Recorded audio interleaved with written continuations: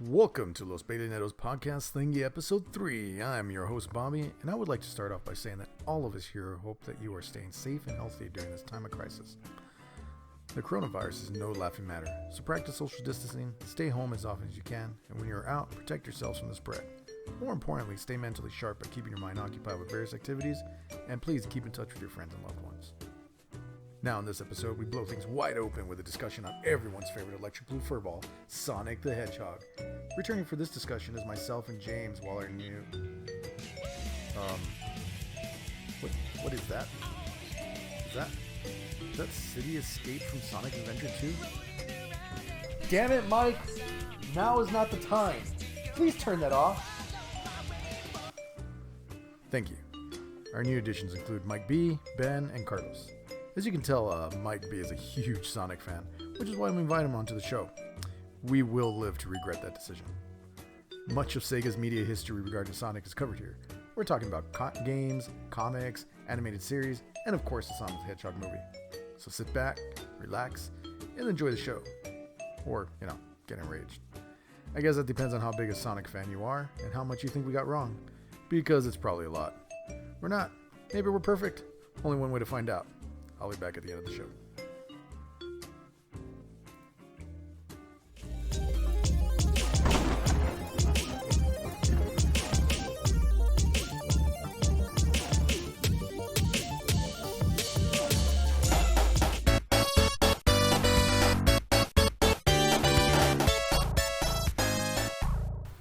All right, welcome to the Los Peleoneros Podcast. I guess that's officially the name that we're going to be going for now. I'm your host, Bobby. Tonight we got here Mike B, our expert at Sonic. Not expert, but what's up? Then we have Ben. Hey. Carlos. And James coming back from last week. How you doing? So today we're going to be talking about Sonic the Hedgehog. With all the hoo-ha going on with the movie coming out, we decided we wanted to do a Sonic episode. So we're going to do this in 3 parts. We're going to talk about the movie, the games, and then any other media that we are interested in having to do with Sonic. So, what do you mean what I'm interested in? Yeah, really. By the end of the episode, you'll understand that the only real Sonic fan here is Mike B. And the rest of us are just along for the ride. So, to start with the movie, question number 1, the easiest question to answer. Have you seen the movie, Mike? He should answer first. Alright, Ben. No, I have not. I am also with Ben. I have not yet seen the movie. Carlos? Yes, I have seen the movie. I have seen the movie. Would you tell us how? No. Mike B? Yeah, I saw it at opening night. How many times? 5 times now? Actually, I've only still seen it once. Only once? I want to go see it again. I'm very disappointed. We have those about this podcast. $5 movies here, so once it reaches there, I'm probably going to go for a whole week straight. Instead of just paying like high dollar movies all the time. Every day? Every day, dude, every day. Because I'll explain it later. Alright, so we established who's seen the movie. So, this is more so a question for Mike, but any of us can answer because, let me just read the question. So, as a fan of Sonic, how well does this movie meet your standards for a Sonic film? It actually surprisingly met my standards pretty high. I was actually doubting it, of course, with the bad design, everyone was like totally fucking pissed and like, oh, this is ridiculous. And I was too. I was like, dude, that looks gross. So, there was just something about it. And then, even though they said they were gonna fix it, I was like, cool, I'm pretty sure they're gonna do a good job. And then we saw the video of the new trailer, and I was like, oh yeah, that's 100% better. But in my mind, still, I was like, you know what? He looks cooler now, but I'm pretty sure this movie's still gonna suck. Like, it just is.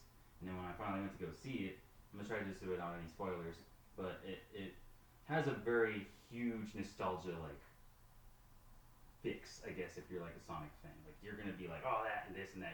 There's Easter eggs like riddled everywhere in that movie.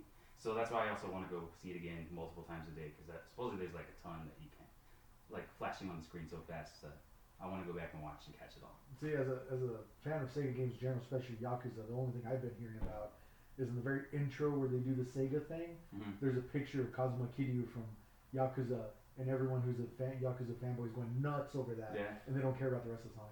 Yeah, that was also a thing too, because they did the whole like Marvel universe and DC, like had all this interest, but it showed like so many Sega games, so I couldn't even catch them all at once. But they kind of like zoom out and it forms the Sega logo, so that was pretty cool.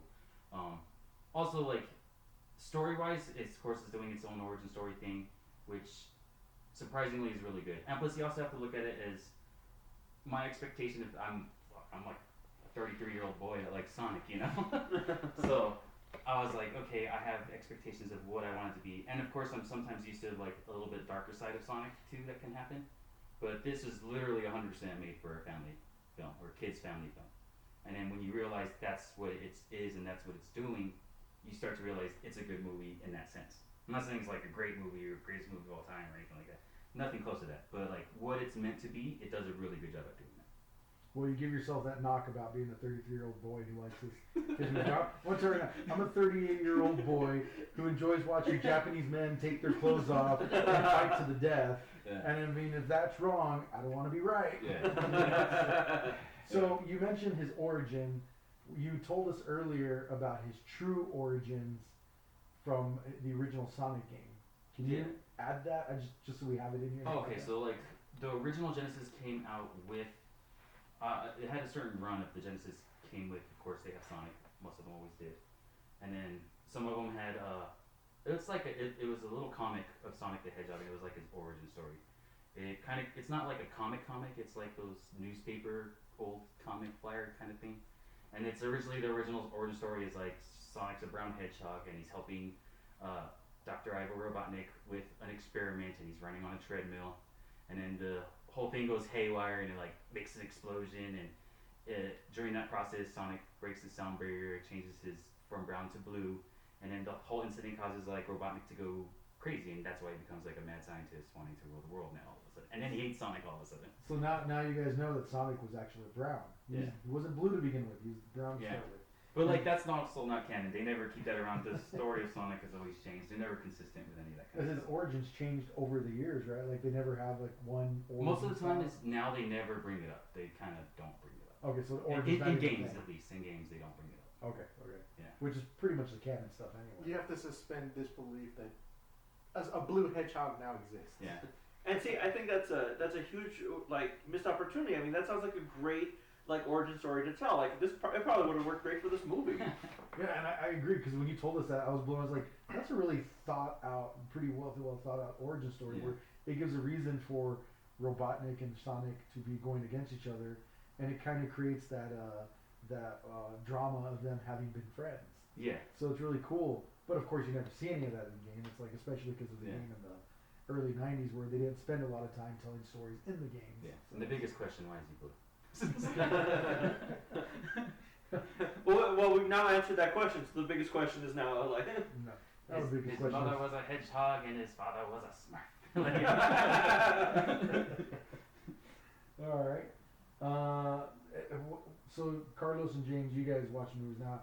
I know you may not be fans of Sonic like Mike is, but did you feel the movie also reflected the Sonic franchise well? I think so. I caught a lot of the Easter eggs. I grew up with Sonic the Hedgehog playing on Sega, the original Genesis.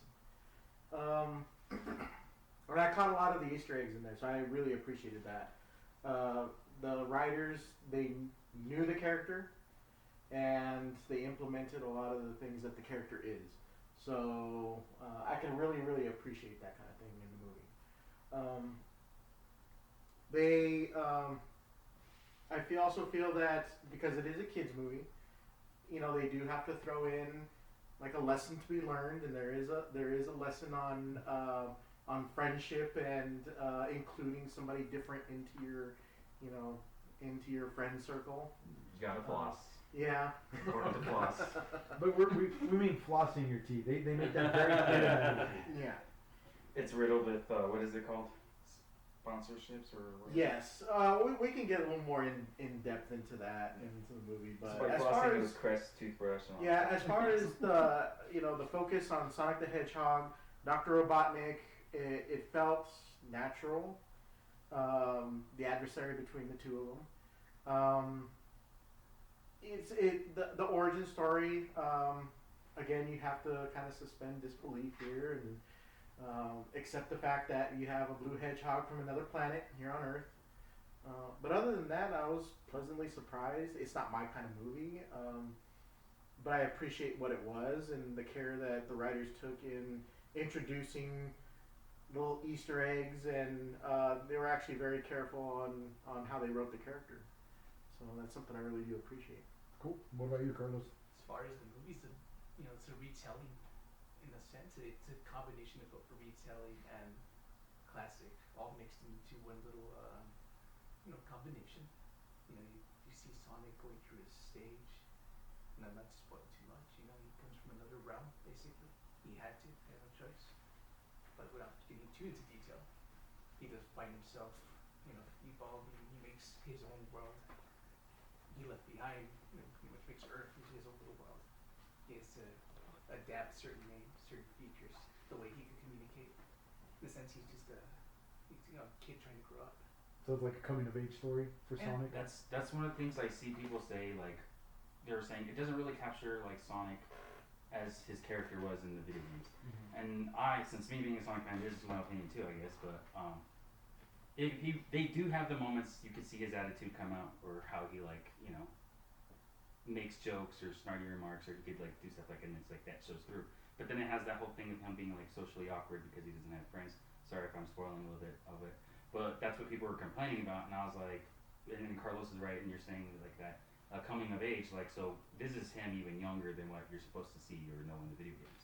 So he's growing in, he's going to grow into his character, and you could see that that's starting to shine through once he starts, meeting the friends and becoming confident and shit like that, So in a way, it would almost be better to think of it like as a prequel, even though Yes. yes, it's its own origin story, but I think they forget Yes. about that a lot there. And The movie, I'm sure, has been made in a way where it's an introduction to new audiences for people who might not know that much about Sonic, never played any of the games, but you still get glimmers of that, because it would be difficult. Yeah. Somebody who doesn't know much seeing his attitude and being, well, why is he like that, or coming across poorly to them. Whereas Yeah. at this one, you at least get to see where it's coming from. like you see get to what's grow coming from. along with the And I character. think that's bothering some people because when They you want play, him when you immediately play the the way he's games, supposed to. you never see that. Right. He's just automatically, I'm way too cool and all that stuff like that, and very cocky.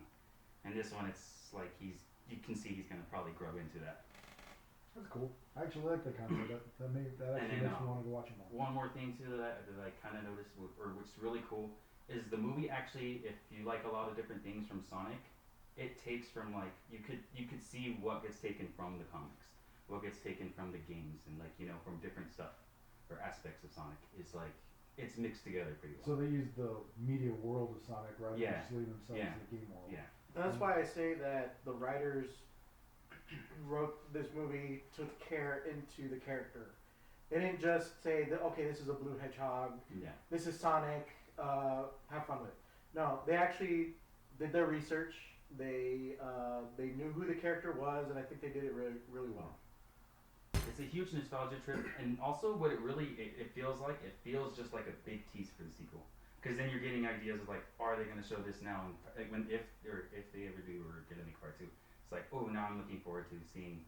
I don't really want to spoil too much stuff, but there's stuff you collect in the games, stuff that's in the games that's actually part of the storyline in the games, or big important things in the games you don't see in the movie, but it hints at it. So you're just excited, or as a fan, I'm excited. How is the second one gonna play out, or what direction are they gonna go with? It seems like they're going good with a solid Genesis style of 1, 2, and 3, but like I said, they kind of took from comics and everything else. So I want to see how they want to do that though. I just hope in the sequel we get the SMN Batgirl with the big boobs. Rouge Bat, there you go. That's where my titty obsession came from. Well, podcast over. So from what I'm hearing, again, as somebody who hasn't seen the movie, they're laying a good groundwork, a good foundation Yes. for if they want to do a movie where they feel like, okay, we've already introduced the character, we can be more snarky, Yeah. we can be more like what he is in the video games. And there's you a good setup for You that. said it right when we were describing it to you. You were like, it makes it sound like it's a prequel. So it practically is probably it's basically an origin prequel story to an actual Sonic story that you're used to in a game or something like that. So this isn't a question that I hadn't written up originally, but we had this conversation before about the conspiracy theory that they purposely did the bad Sonic design initially to build up for it. Yes, to build up the. So after watching this movie, do you still support that conspiracy theory? I kind of do, because it sounds crazy. I don't know the name of the FX studio that did it, but they paid a company to redo the Sonic to make them look good. That's the story. So they get this, what, it was like 5 months, 6 months? Yeah. Yeah. I think closer to 6. Yeah, 6 months. And then they're like, alright, cool, this is the new one. It looks good. And then the news after that was that FX team that redid the Sonic got shut down. So now I'm thinking maybe that FX team was the original ones that made it that way, you know what I mean? Or could have been that way. And they really didn't do all that kind of like ugly work. The new Sonic was already in play. They just made a trailer that made him look ugly. That's just the way it seems. I don't know. So there's enough there for you to think that they did the ugly Sonic on purpose in order to drive Yeah. a conversation about the Sonic. Yeah. Okay. Well, what I actually want to see is the DVD release And see the with whole the original design. Right, that'll quelch anybody like saying that like it's a conspiracy. If the entire movie is there with that bad design. With Sonic the Manhog with his man fingers And his little teeth. and his human teeth. It'd be back to those days if you could hit a Blu-ray disc and it'd be like those DVDs, side A, side B. Yeah. Good side, bad side. Just a picture of Sonic's face, like, and then the other one's just like the Manhog. Like, Little Tails just toking it all. It's Sonic right. That should be the end to the bad version of the movie. Just its tails. Like he's like, dude, what if you look like all human and shit? Sounds like a Sonic for Hire episode or something. oh god, it would be like that, huh? We're actually going to talk a little bit about that later. Sonic for Hire? I've never seen all of them, but I've seen a few. We'll talk about this. We'll get to this. All right. So how does this video game? How does this video game film adaptation stand up to other video game film adaptations? Like a lot of the conversation is a lot of people say that it's the best video game film adaptation so far. We've watched a lot. A lot of them are saying just money-wise. So far, money-wise in the box office, right? Well, I just mean from the standpoint of, is it the best adaptation of a video game? Like story and character wise, not as far as money, because we already do know that it is the most It is financially the most successful. financially But there's a successful. lot of financially successful movies and stuff like that are total garbage. So No. we're focused on story. I and would character. definitely say it's one of the better ones, but one of the most fun ones is Mortal Kombat. It's just fun. That movie's fun. Like, I remember Mortal Kombat was like always the shit. I was like, oh, Mortal Kombat, you know, I'm like jumping around in my underwear, like fucking karate fighting and stuff. Like, oh, Mortal Kombat. And you that know, was this morning, right? yeah. And I think actually when that came out, I was probably 12. So I was 12 in my underwear or something. Yeah, I can agree with you on that one. I think Mortal Kombat's probably still the best, but again, I haven't seen the Sonic movie, so I don't know. But no, Sonic's way up there. I think it's really well done for what it is. And like I said, take it for what it is. It's a family film. It's made for kids or families all together. And it's heartfelt. It does everything right in that aspects. And that's why I consider it actually a good movie in general. I think it's similar to like the Detective Pikachu movie that just came out recently See, I as love well. that one too. Like that one's a good movie. It's wholesome. I mean, it honestly, if you've seen movies before, and I'm sure probably with the Sonic movie as well, you can kind of see where the plot's going. You're not going to get really any big twists or surprises that are going to. But it does what it's supposed to, and it's enjoyable, and it's kind of nice. You would think that hopefully maybe this is an upturn where we'll start actually getting consistent, good like video game adaptations. Well, Detective Pikachu is really cool because it was kind of dark a little bit. Like if it were a kid's film, and I understand it, but like Pokemon, like it's a kid's game, and it always had dark themes in it when you play it. Like there's something dark, like you go to like a ghost town with dead Pokemon, and like cemeteries, like little. I mean, it's not bad for adults, but I'm just saying, like for kids, that's kind of like, oh wow, that's a little bit of a dark subject and stuff like that, you know. And then Detective Pikachu kind of did that same thing sort of too in a way, with certain themes and everything like that, like his dad and everything like that. You know? And then maybe hopefully with these movies being successful, maybe the producers and of course like the writers will have more courage to actually go to some of those darker places with these video game stories because they feel, okay, the audience is there, we've got their attention, maybe we can go a little bit further with that.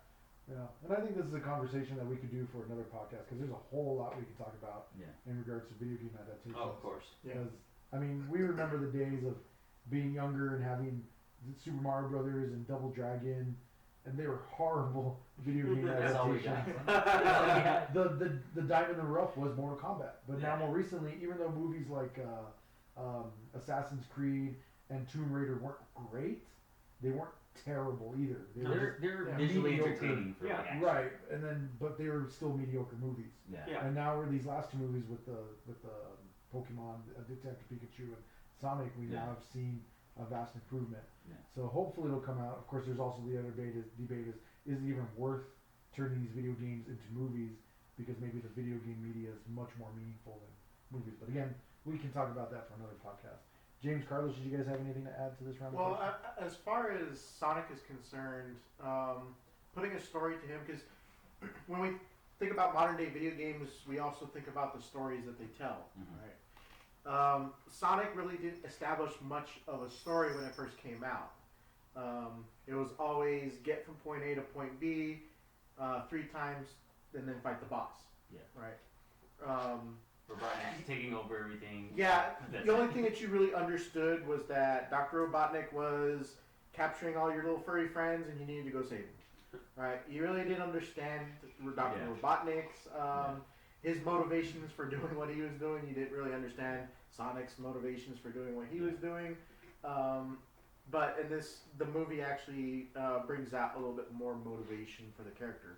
So I think in this particular character, given the original games, this, kind of paints a better picture of the character and what we can do with that character. Yeah, I totally felt that way too. Also, that's why I really enjoyed it. There was nothing that was already kind of established, and we can build on that with a movie. Whereas you're going, we're talking about Assassin's Creed, which has an established story. And for the most part has been an entertaining story. Does it really need to be put in a film? Yeah. When you could just go play the game and enjoy the story. Like the storytelling in that game is so amazing. It didn't need a movie. That's what I felt about the Tomb Raider one, because I like that Tomb Raider remake one that happened, and it's it's really based off of that because they want to get that look. They want to kind of try to do that storyline, and they kind of did it weird, but. It's James is right in that. The game was so good on the storytelling and visually. It's like you're watching a movie. So it's like, why even make a movie of that? So Sonic makes more sense because, like he said, it's an older game that didn't really have much. Back then didn't have dialogue or anything like that. You kind of just had to go on visual cues of what you're seeing, what's happening. You're putting 2 and 2 together. You're like, okay, I get the concept of this game. There's no story. It was very black and white, simple concept. This is the bad guy. You are the good guy. Yeah. Resolve it. And now we have a story to back that up. And then the reason why I say Mortal Kombat's way up there is because Mortal Kombat is one of those movies too. Someone didn't have to know what Mortal Kombat the video game was, and they were gonna be like, "That's an awesome movie." Like they just like the whole kung fu fighting stuff and everything like that, and everyone thought that was cool. So that was what was cool about Mortal Kombat, and that's why I think Mortal Kombat's one of the ones that are up there. It's just really enjoyable. Very good. All right, so. Does Carlos want to say? Sorry, did you have anything? So as far as Sonic the Hedgehog, Detective Pikachu, with those being 2 successful movies so far, they should open up the opportunity for other movies. I would say something like Super Mario can be revisited, restructured, and actually follow to the actual storyline. They got the material. They got many years of game archives, just like Sonic, just like Pokemon. Well, I know supposedly Nintendo's working on an animated Mario movie. Yeah, I believe they said that it was Illumination Studios was going to be doing the animation for it. It's going to be 3D animation, kind of like how he looks in the games now. Then. Right. Yeah, it's going to be. I hope it stays like that, like for Mario. Yeah, and because like I said, it's going to be done by Illumination Studios, which I'm not a huge fan of a lot of their movies. I think they've maybe made 1 or 2 good ones. Yeah. But they're the guys who've done the Minions, the Despicable Me, Secret Life of Pets, and while I might not like all of those movies, visually they look great. And as long as they're handling just the animation and Nintendo has somebody hopefully better working on the story and directing, I think it'll look visually amazing. And plus, now that Bob Hoskins is dead, who's going to play Mario? Ron Jeremy?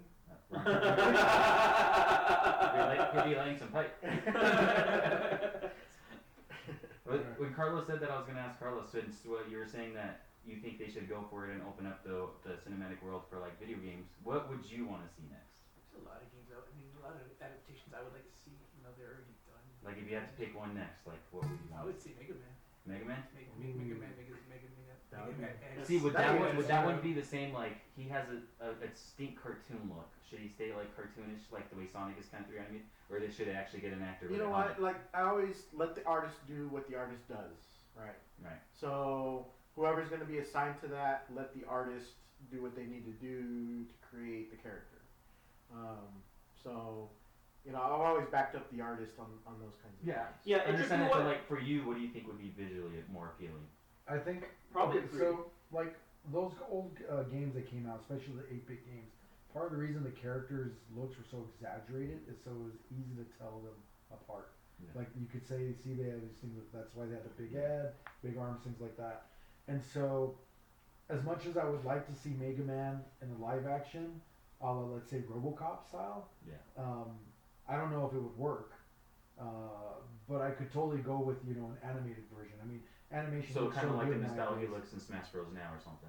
Yeah, Yeah. definitely going with something like that, and then just doing an animation style. That way, you can continue with the more exaggerated look. That's what I'm saying. Though, like they're doing the Super Mario Bros. Sonic came out and they did it in the real world, but Sonic was still animated, or the character's going to be animated. Right. What's the Detective Pikachu? They did it mixed also, but it's all animated. Mhm. So I'm just guessing, is it a safe bet to keep at least the video game characters animated, unless it's like something serious like Tomb Raider or Assassin's Creed or something like that. But like, I think because something like Mega Man, the character is very humanoid as opposed to an animal like Sonic mhm. or all the Pokemon They characters. can do it. If they were to do a live action world, then the main character He would have to live be? action, to me. Okay. But that's just my opinion. But if they're gonna do him as a cartoon, I just think the whole thing. The whole thing should be a cartoon. Yeah. Okay. So I don't there know. should be no mix with a Mega Man then if they do that. Right. I think it depends mostly on what kind of story they're going to tell. If they want to do one where they mostly want to focus on the visual aspects, maybe going animation would be better because you don't have to worry about is this safe for the actor, is the suit too heavy, we have to make I'm not multiple worried props about the and things. actors, bro. That's why you're not allowed on set. But if they're going to go for more storytelling and the action is actually going to be toned down, and again, it depends on the story, maybe a live action might be better. But I kind of go with James that it should be left up to whoever is spearheading the project, and like whoever's passionate about this, let them do what they think they should do. Yeah, and I think that's the best thing to do because, as video game fans, sometimes we get very defensive about the things we love, and then when someone doesn't have the same vision we have, we get upset. And we gotta understand these people have a vision about the things that they probably love too. I mean, whoever worked on this Sonic movie obviously loved Sonic. Yeah, like Dragon Ball Z fans, and we love Dragon Ball Evolution, right? Dragon Ball No, Evolution. we don't talk about that. But I think That guy really cared about Dragon Ball so much. It shows in the results. Well, it does now in the animated movies. I think what really the biggest problem with some of the video game movies is and I'm not going to get too deep into this, is just that I think they need to stop trying to adapt the stories from the video games, and I think they need to write their own original stories. Have them complementary. You can make references to the stories that have happened in the games, depending on whichever canonical timeline they want to go with. But I think trying to adapt something that's already been told so well in a certain medium, I just think you're always not going to be, up to that same level. And that's exactly what the Sonic movie did. Yeah. Yeah, they did that. They just branched it out too. No, I think again it comes back to where in Assassin's Creed you have all this, what would you call it? Not just backstory, but you have all Lore this and all lore, that right? stuff, yeah. That it's hard to make a movie meaningful when there's already so much established. Yeah. Right. Whereas it's something realistically, Sonic does have a bunch of lore. It's just there's so much that just conflict with each other. You just have to pick and choose right? what you want to use. And it's kind of that lore where it's pliable. Yeah. You can pick and choose what you want, or you can move things around, and people aren't all freaking out. And I think that's kind of the same thing with Mega Man because the story has been pretty much the same. Mega Man needs to go protect the world from these evil robots because of Dr. Wily or because of Sigma. What is it? Is that what he's called? Sigma? Sigma. Yeah. And I mean, but the story in general is the same. And so I think you could take a Mega Man and do a movie, but Uncharted, people talk about, let's do an Uncharted movie. Yeah. But why? Those games are already so cinematic Yeah. to begin with. Yeah, it's in depth in its story too. So. Well, so much for talking about this in another podcast. Now, we'll have a much longer podcast on Yeah. this. Let's move on before we get too deep into this again. Yeah, we're gonna just go into video game movie talk now. Alright, change the whole title of the podcast. Also, 3D. So- Ready for this next question then? So just in general, we're all a fan of films, okay? So as a fan of films, how does this Sonic movie stand up to just other movies in general? It's just an okay family movie. I have to But- agree with that. But see, I'm a fan, so then fans love it. So I love it because I'm a fan. It was great and it was everything I wanted. So it gets a way nudge higher for me. But like you said, if I'm just comparing it to films in general, it's just a good family film and that's it. Okay. And it's a kids film. Yeah. Straight up. Like I said, it has a lesson in there. It has a lesson about friendship. It has fart jokes that kids would definitely enjoy. Yeah. Sonic does the flossing dance, Love Fortnite dance. Yeah. That's probably the thing I that literally I'm wanted to sure punch myself in the kids face. in the theater were probably going nuts when they saw that kind of stuff. And it is what it is, right? It's enjoyable for the kids. Anybody who grew up with Sonic would probably enjoy it as well, just for the nostalgic factor, all the little Easter eggs and all the little things in the background that you notice about Sonic. It's an okay film. It's not something that I want to go see again, but It's okay, I'll see it again for you. but it's just an okay film. It accomplished what it was supposed to accomplish. Make money. It told a story. The acting was okay. Cyclops did, I guess a pretty good job talking to a blue hedgehog. What is his name? Scott something? James Marsden. James Marsden. We need to actual Cyclops. Cyclops' real name is Scott. Scott Summers. That's canonic now. Sonic is now in the X-Men universe. Jim Carrey was Jim Carrey. I want to talk about this later though, but once we finish our rounds on this. Yeah, we could talk a little more in depth into the characters, I guess. But yeah, Jim Carrey was Jim Carrey. If you grew up watching his films, I think his performance was probably on par with like The Mask or Ace Ventura. Ace Ventura, for sure. But it was entertaining somewhat for me, and I got what I needed out of it, and I don't need to see it again. I think in general this movie was made at the right time, because all the other That is movies true. in the past, such as Detective Pikachu again, that was made properly. But all the other movies past that were always in a rush, and you could tell that they weren't really dedicated to the characters. A lot of characters that shouldn't even be in, a lot of actors that shouldn't even have those roles. But this Sonic just set the pace, set the pace for possibly better movies to come. That's good. Hopefully we will get better movies down the line. So we do have one more question about the movie, but it's a very simple question. So do you guys want to elaborate more on your Oh yeah, feelings real of quick. Jim I was Carrey? gonna say about the Jim Carrey thing.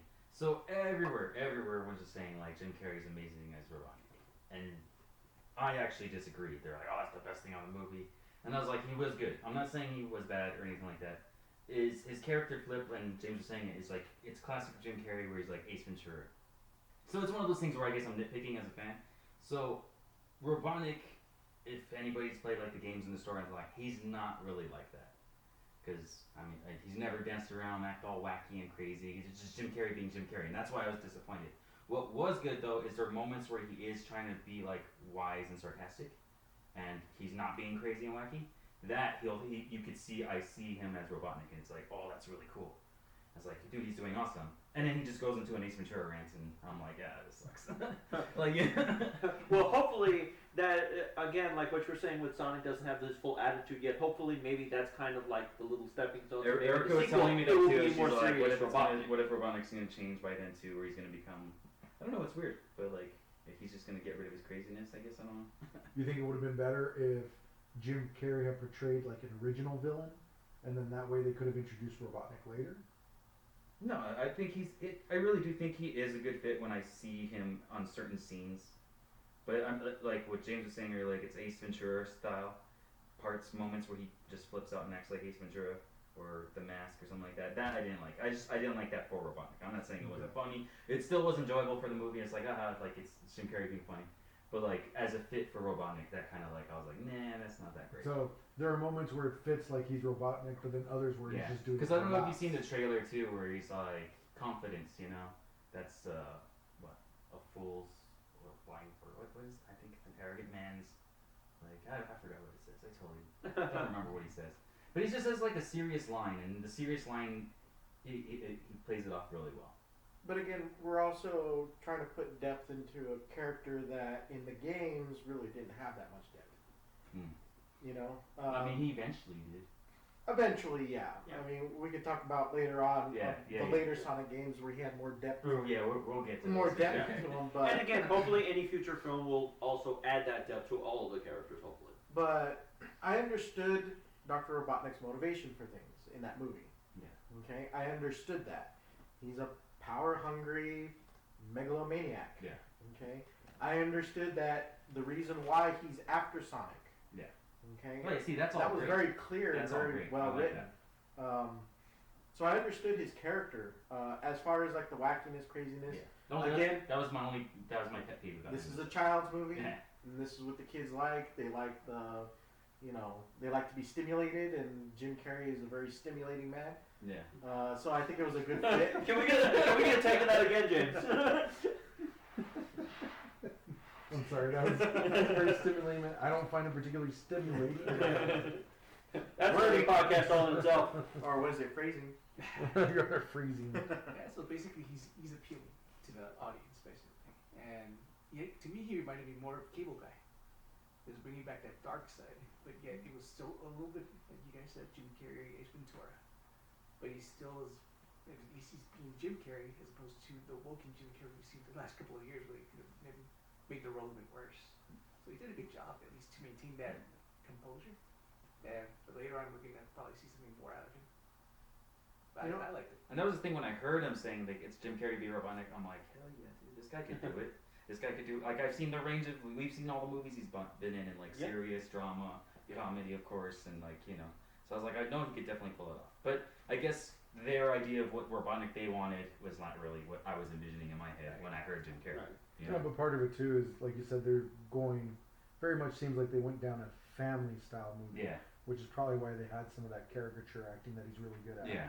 And I mean, the other reason he's in the movie is because he's a big name star, and they need to have Needed that somebody. to bring people. up. Cyclops wasn't going to carry the whole Definitely not Cyclops. But if he does get more serious in future adaptations and movies, I hope he doesn't fully lose that charm and like have those little moments of silliness, so that it's not like totally like a serious like oh no kind of character. Yeah. All right, so finally then, in regards to this movie, if you were to rate it, if we were to give it a star rating, how many stars would you give it? Well, pass on me because I haven't actually seen it. Actually, you know what? Before, can we do one quick thing? Maybe real like Sure, sure. since we all talked about us seeing it or movie and you haven't, can you guys give your opinions of what you've seen, As far as like trailers and everything? Like what's your Well, opinion on I it? kind of summed it up a And little from bit. what you've been hearing from us anyway too, like Okay. just based on what you've seen from the movie, what's your? I kind of summed it up a little bit earlier, where I kind of felt like it's a safe movie. It's a family film. You can probably guess what the plot is just basically watching the trailer. You're probably going to see some of the jokes and the plot points happening way before they actually do. But that's not necessarily a bad thing, and it sounds like it's entertaining. Whether you like everything in it, whether you actually don't like that much in it, I think you're going to find at least something you like in it. And I mean, I've watched a lot of movies where I can't find a single thing to like about it. So I'm sure when I eventually do watch it, because I will, I'll find something enjoyable out of it. So I'll get something. You Bobby, you have thoughts on it before even watching it? well, I mean, even when the initial trailer came out, even though he looked ugly, yeah, I mean, I saw him there, was like, wow, it looks very much like a cutesy family movie, and I didn't know they were gonna play it that safe. I thought they would add a little more to it for the adults who are Sonic fans and things like that. But ultimately, I was interested in watching it, and I still am interested in watching it. Hearing you especially talk about it, because I know we give you a lot of garbage for being a Sonic fan, which we'll talk a little bit more. They say I'm the worst. I mean, that's still true even without I'm the the worst Sonic thing. gamer in the group because I'm a huge Sonic fan. But I've always appreciated your fondness for Sonic because I mean I've always liked the character too, even though I grew up in that age of being like, oh, Nintendo's better, because I was always a Nintendo fanboy. I was a Yeah. Sega fanboy. But he So, was like, a Sega fanboy. so good thing we didn't meet when we were younger because we'd been Oh like yeah, fist we would fighting. have been facing each other. You have a Um, Sonic tattoo, don't you, Mike? Yeah, I have a Sonic and Shadow. One on each ass cheek. I was actually like my whole plan was to get all Sonic characters on a whole sleeve. Oh no. Really? Yeah, like the Wow. whole thing. But you know, I became 33. I'm like, fuck, I'm tired of getting tattoos. Like they're also expensive, bro. You in Rouge? Yeah, word, dude. I was gonna do that the biggest. And then he was going to get his own fan-made Sonic character on his back. Just See, complete it. I'm not one of those fans. I'm not one of those fans. He doesn't do the fan fiction. No. I only mention that because to let everybody know that this is the Sonic expert and fan. Not expert, but Big fan. He brought his own history of Sonic the Hedgehog. I was gonna talk about that. Yeah. He's the closest to an expert we have. Yeah. That we can afford. Yeah. Which you guys pay me nothing. How about your pizza? Yeah, that works. I guess food is good enough. Bro, actually, I fucking went all out too. I had like chili dogs, dude. I ate chili dogs while I was watching the movie. And then I went to the thing and they didn't have like the chili dispenser there. And I was like, no. So I had to go to the, like the little eatery they had, like where they sell food. I was like, yeah, chili. It's like, he's like, I have like chili that like, you know, you throw on like fries and stuff. And I was like, I'll take it. And it's like, well, I can't sell it you that way. And I was like, oh, I just need the chili. Fucking, I'm buying $6 fries. Can you get rid of the fries and just give me the chili? Can I substitute the fries with my chili fries for more chili? Yeah. Chili cheese fries without the cheese and without the without the fries, and then can I have the chili? And then I bought hot dogs and I put it on there and I had chili. I had chili dogs. You really had to have those chili dogs. I had chili dogs while I was watching the Sonic movie. For those who don't know, one of the Sonic cartoons, Sonic's thing was eating chili dogs. His favorite Like food is obsessively. Yeah, obsessively. which is now in the video games too. Is it really? It's in the video games now. Oh Yeah. man. You should see the look on his face saying that. Yeah, Sonic has an unhealthy obsession with chili dogs. Yeah. Alright, so I didn't mean to interrupt your He question. has a high metabolism, so I think Yeah, he so- balance it out. It balances out. So just your rating. How many stars would you give the Sonic film? What's the max stars? We're doing 5 stars? Who cares? Just Let's- how many let's- stars? What? How many stars? Out of 5 stars, I'm giving it 5 rings. Why are you stopping at 5 gold stars? rings. I'm giving it 7 chaos. Well, you know what? We'll do I'm just rings. kidding. We'll do I'll rings. give 4 stars. 4 stars. Or how many Chaos Emeralds would you I'm give? gonna do 4 stars. 4 stars. 4 stars out of 5. 5? Or... I'm doing 4 out of like the 5 stars. So, Alright. So 4 out of 5. Alright, James? I'm going to 10, and it'll be 5 out of 10. Probably halfway in the middle there. You can tell we practiced this before. Yeah, 5 out of 10 stars. 5 out of 10. 5 out of chili 10 beans. stars. 5 out of 10 chili beans. Carlos? How many out of 7, Carlos? How many out of 7 stars? You know, I'm gonna say You that. pick your own rating. Now you have to do percentages now, dude. Do the math. One buying a 60. All right, I'll keep it aside. So I went in, like you said, whenever I go watch a video game movie now, I try to just blank out my mind, and I liked it. You know, for adults it was pretty cool. For kids, it was awesome. So again, with the rating, I give it a perfect. I like it. Oh wow, perfect. Wow. I mean, perfect could still be 0 out of 0, so I don't That's know. a perfect 0 all time.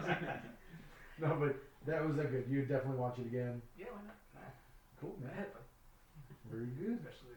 And I think both Ben and I are on the team of watching it when it eventually gets here. Like, I'm not gonna run out to the theater and watch it. Yeah, no. Yeah. But I mean, you know, as soon I as did. I'm not gonna say anything. We do not condone We listening to know legal what you means. did. I'm gonna I know what I did, and I did it wrong. I'm gonna edit in those videos of the FBI's breaking. James's thoughts and actions do not convey the thoughts and actions of the podcast itself. Like we do not condone or. Good times. Good times. Alright, so that's it for the Sonic movie. We're actually going to start moving into the games now. And the first question is, this is a personal question for all of us. When did you have your first Sonic experience? So, I'm still waiting to have one. Oh no. so Ben will be our first one. Ben has never played a Sonic game? I don't want to be friends with them anymore. Wait, you mean they've made Sonic into video games now? I thought they just made a movie. I like that. It was a cartridge. So I guess we know Ben's experience with Sonic. So just go ahead and just play Sonic 1 on the Genesis, just so you know what it's like. Alright, I'll break into your house tonight and like You don't have to do that. I have a Genesis here with Sonic. You can play That Sonic doesn't the involve me Hedgehog breaking 1 your on rendering. pretty much any platform now. Sonic game. So Carlos, you want to start us off now? Yeah, I started Sonic. It was the Sega. That was the first one. That was the first game I had for the Sega Genesis. Was Sonic the Hedgehog I think we're all at the age where that's gonna be our answer. Yeah, pretty much. and Altered Beast, but that's a different topic. But Do you have like a story? Because I have a whole story about. Well, hold mine. on. Is it Sonic 1 or Sonic 2? Because that is two different Wait, which one? Sega Genesis. Sonic one. Sonic 1? Yeah. Okay, Sonic 1. Because keep in mind that the Sega, that big bulky one, what do they The call it? original one, the The Genesis. original, Master. that one had Sonic 1 that came with it, Mhm. right? Yes. But then when you had the re-release with the little slimmer looking one. Model 2. The Model 2 one. That one had Sonic 2 that came with it. Yeah. The bulky one. So some people had their first experience with Sonic 1, and actually some people had their first experience Getting with their Sonic 2. Genesis 2, yeah. And 2. Yeah. And lots of people do love 2 because of that, because it was like their first one. Yeah. I hear that a lot. So my experience was with Sonic 1, Sonic 1. because I had that big bulky Sega Genesis. Mine was Sonic 1, and I have a full story for that because I think I've told you guys before. I'm all hanging out. Tell for the podcast, let please. me tell you mine and then Yeah. go. So my first initial experience with Sonic was my cousin had a Genesis, and I would ask my parents if I could spend the night at my uncle's house just so I could go over and play Genesis. Sonic on their Genesis. And they had other games, they had like Echo the Dolphin and stuff too, but Sonic was the one that I played. And but the first time I owned a Sonic game that I really enjoyed was actually Sonic Adventure 2 on the GameCube Mhm. of all systems. And The that's battle version, right? Sonic versus Yeah. Battle. That's what it's called here. and that's because by then Sega had discontinued their Dreamcast, so they were developing for other systems then. But I never owned a Sonic game until Sonic Adventure 2. Really? Wow. Yeah, and I mean I didn't never have a Genesis growing up. I mean You just played it whenever you can or wherever. I just you can. played it like at my cousin's house, or my next door neighbor had a Genesis, so we would play there too. And we actually played more Gunstar Heroes than Sonic, but That's a good one. Though. That's that was a good. great game. But yeah, Sonic Battle was Sonic Adventure 2 was my first one. I actually really liked it. I bought it because it came highly recommended, looked like a lot of fun, and I never regretted that purchase. It's a really good game. It's too bad that I really wanted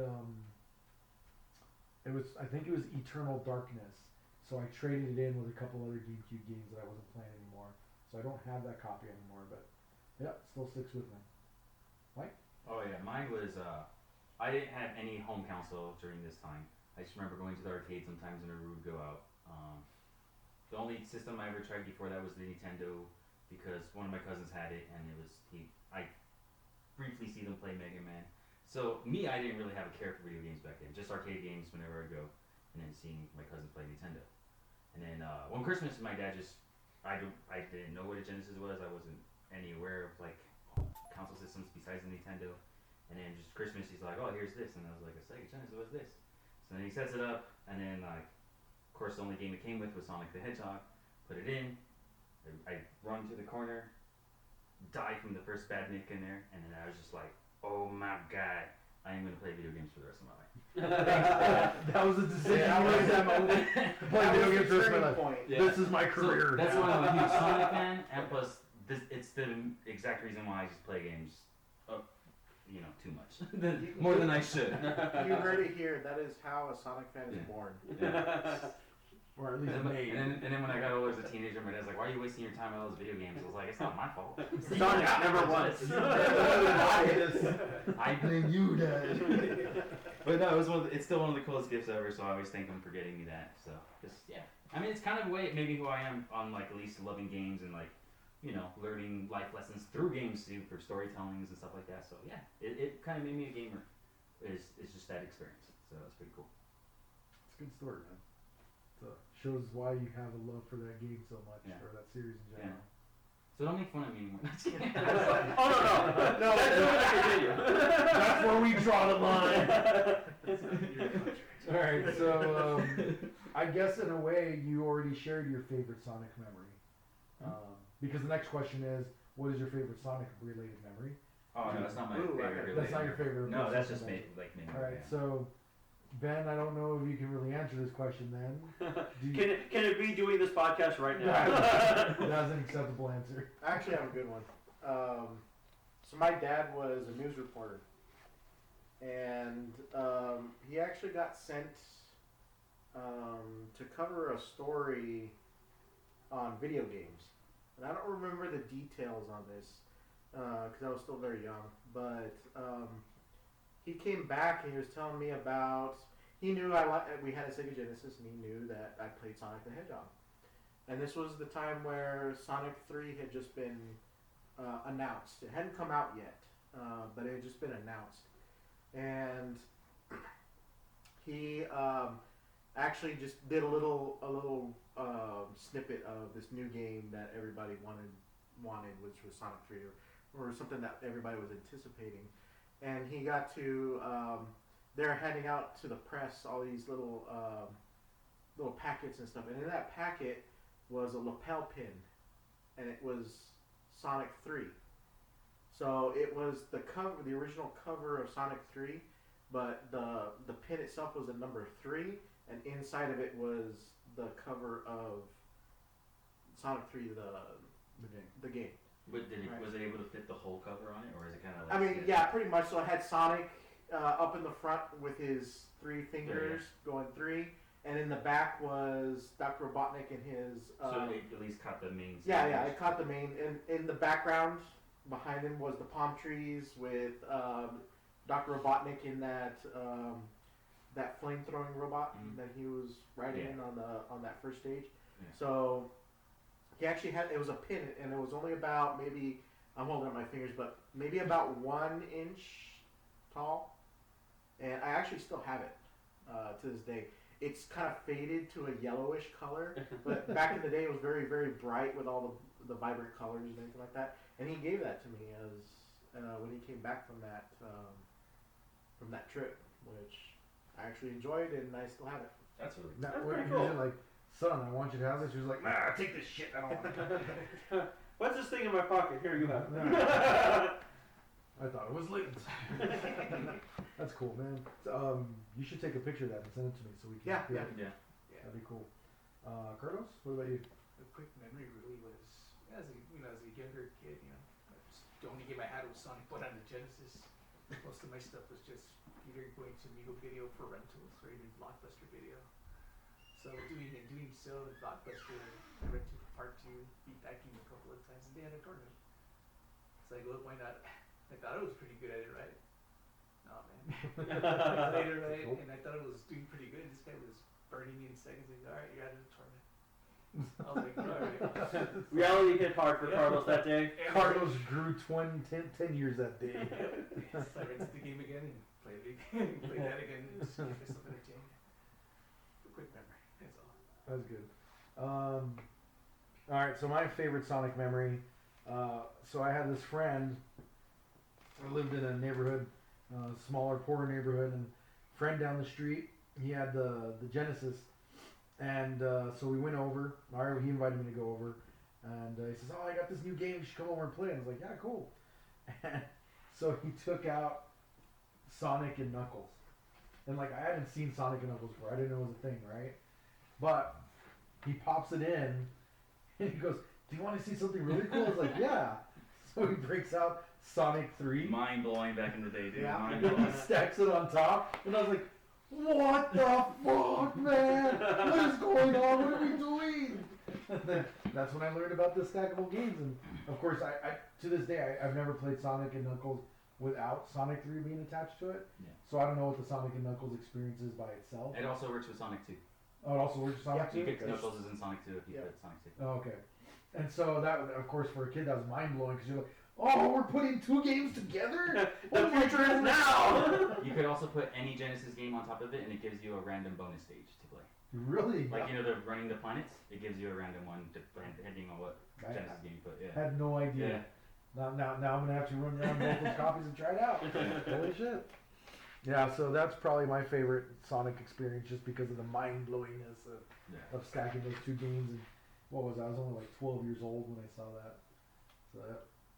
And Mike, you're up. I have 2, so I don't know which one would be better than the other. So I'm just gonna say both of Go them. both of them, man. When I first got Sonic Adventure 2, and I already loved, like, of course I love Sonic, and Sonic Adventure 2 was like mind blowing for me, and I was like, oh, this is awesome. And I got it on the weekend that my dad and my stepmom were leaving out of town for vacation, and then I'm like a young teenager, and they're like, you'll be all right for like the whole weekend, right? And I was like, yeah, I'll be fine. I'm not gonna do anything crazy. I'm not gonna like have a house party or have friends over, do something I'm not supposed to do. Do you know why? Because it had Sonic Adventure 2. So that was a moment where I literally spent 48 hours playing Sonic Adventure 2 nonstop.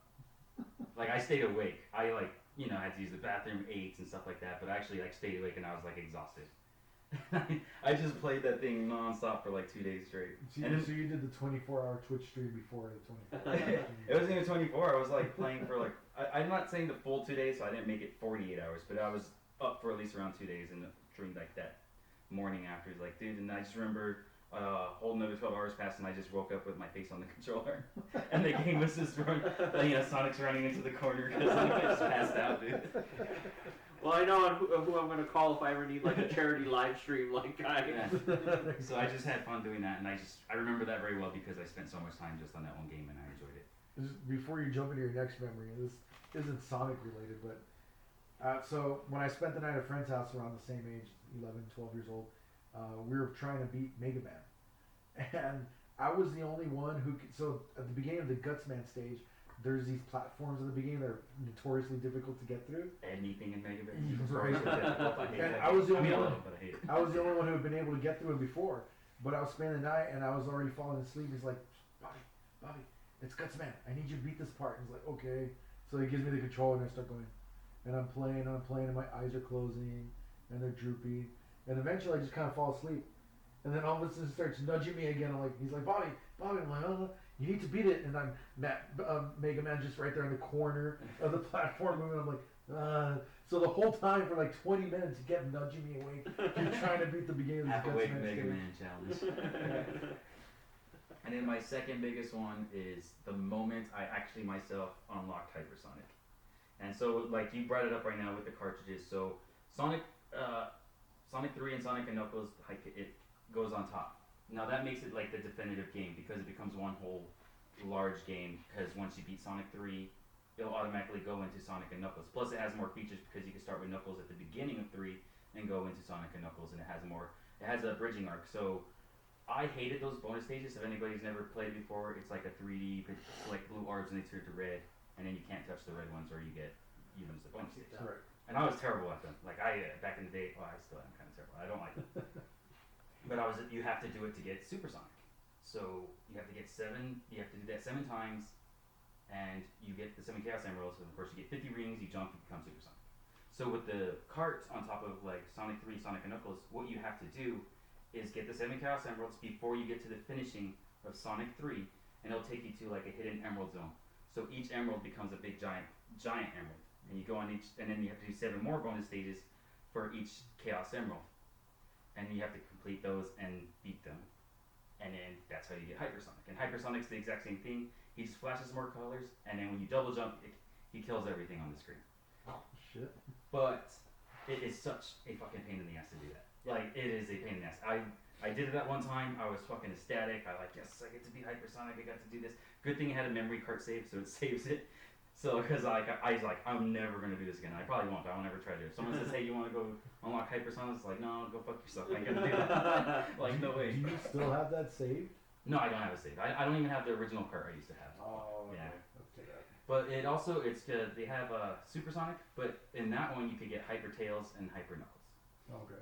And then Hyper Tails has birds flying around him, and he just like attacks And he for has you. 3 tails now. Yeah, basically, I guess. And then Hyper Knuckles turns like flashing pink, and it's the same thing as Hypersonic. Flashing pink. What? Yeah, pink and red. It's an interesting kind of metallic-y, like flashing of Yeah. different colors. Yeah. Yeah. And And yeah, I was just kind of- ecstatic when I finally got it, because it was such a pain. Well, it sounds like it because there's a shitload of levels you have to I go had through. a native Yeah, friend who it's- he did those intense. bonus stages like secondhand, like he could just do it. So I mean, I'll probably try to call him up. Well, soon. there's- Can you beat it for me real quick? Because I hated doing those things. Here's the thing: there's patterns to those bonus levels that you have to memorize, Yeah. and depending, because you're on this checkered grid, right? And depending on the color of the checkered grid depends on the different patterns. Yeah. So you have 7 of those different colors, 7 different levels. One each has an emerald, and you have to memorize. It's just trial and error. Yeah. Because At you that can make a wrong turn and you box yourself Yeah, in. you can make a wrong turn. You can box yourself into the red orbs, and Yeah. then you're done. You can't go do that again. Yeah. My understanding is some of that was RNG, so you didn't know what special stage you were gonna get. Yeah. I think it randomizes every time. When Yeah, you and some of them are way harder than others. And if no one's seen it before, it looks actually cool because it was like it looked really 3D because they had like the visual like you're running across a planet and it's kind of orb shaped and everything's orb shaped, and then like I said, the ground is actually checkered. So it actually sucked too. It was like really an eye strain once you get to like. Then it starts going faster and faster. it gets faster. So the checkered thing starts to really like mess with your eyes. So I was like, oh dude, this sucks. So the longer you take, the faster it's yeah, gonna it go. keeps getting faster. Yeah, and it faster. keeps getting faster and faster to the point where Sonic becomes uncontrollable. Yeah, it becomes. I mean, it's doable, but you have to get like secondhand nature to it. Like, I've only ever done it once, and it was a pain in the ass that I never wanted to ever do again. And if there's like newer Sonic fans that never played the older ones, they brought it back in Sonic Mania. They had those like planet orb things, which I was like, oh, I love it because it looks great and it's a good idea. It's not a bad thing. It's just I was just terrible at them, so that's why I dislike it. Well, I did play a little bit of Sonic Mania, so maybe I do. If that's the connection, I think I can understand it. See, like I remember playing Super Mario World, and Super Mario World has the Star Road, and there's 5 levels there I think you need to beat, which are tougher than any others in the game. But then once you beat those, it takes you to Special. Mm-hmm. Yeah. And Special, I think there's 8 or 10 worlds you got to beat, and those are like really messed up. But at least when you beat Sonic, you get Hypersonic. If you do this in Super Mario World, you get a star next to your. Bragging rights. Yeah, it's basically bragging. It's just like, look what I did. Oh, I have a star right there. Where's my Hyper Mario? His mustache gets bigger. And when you become Supersonic, you actually eat through rings. Oh yes, Yeah, that's true. you can't maintain unless you're getting rings. Yeah. So, So it's counting down by every second. The rings go down. Yeah. So once you hit 0, you turn back to normal, and then you're stuck with 0 rings unless you find more.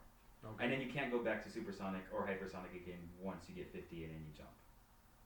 But I don't remember what game it was. Was it Knuckles, where you actually they give you an opportunity to become Supersonic at the end, one of the end bosses. I think it was Knuckles. Regardless of whether if you got any of the emeralds, the final stage is you becoming Supersonic to defeat Robotnik in space. Is that part 2?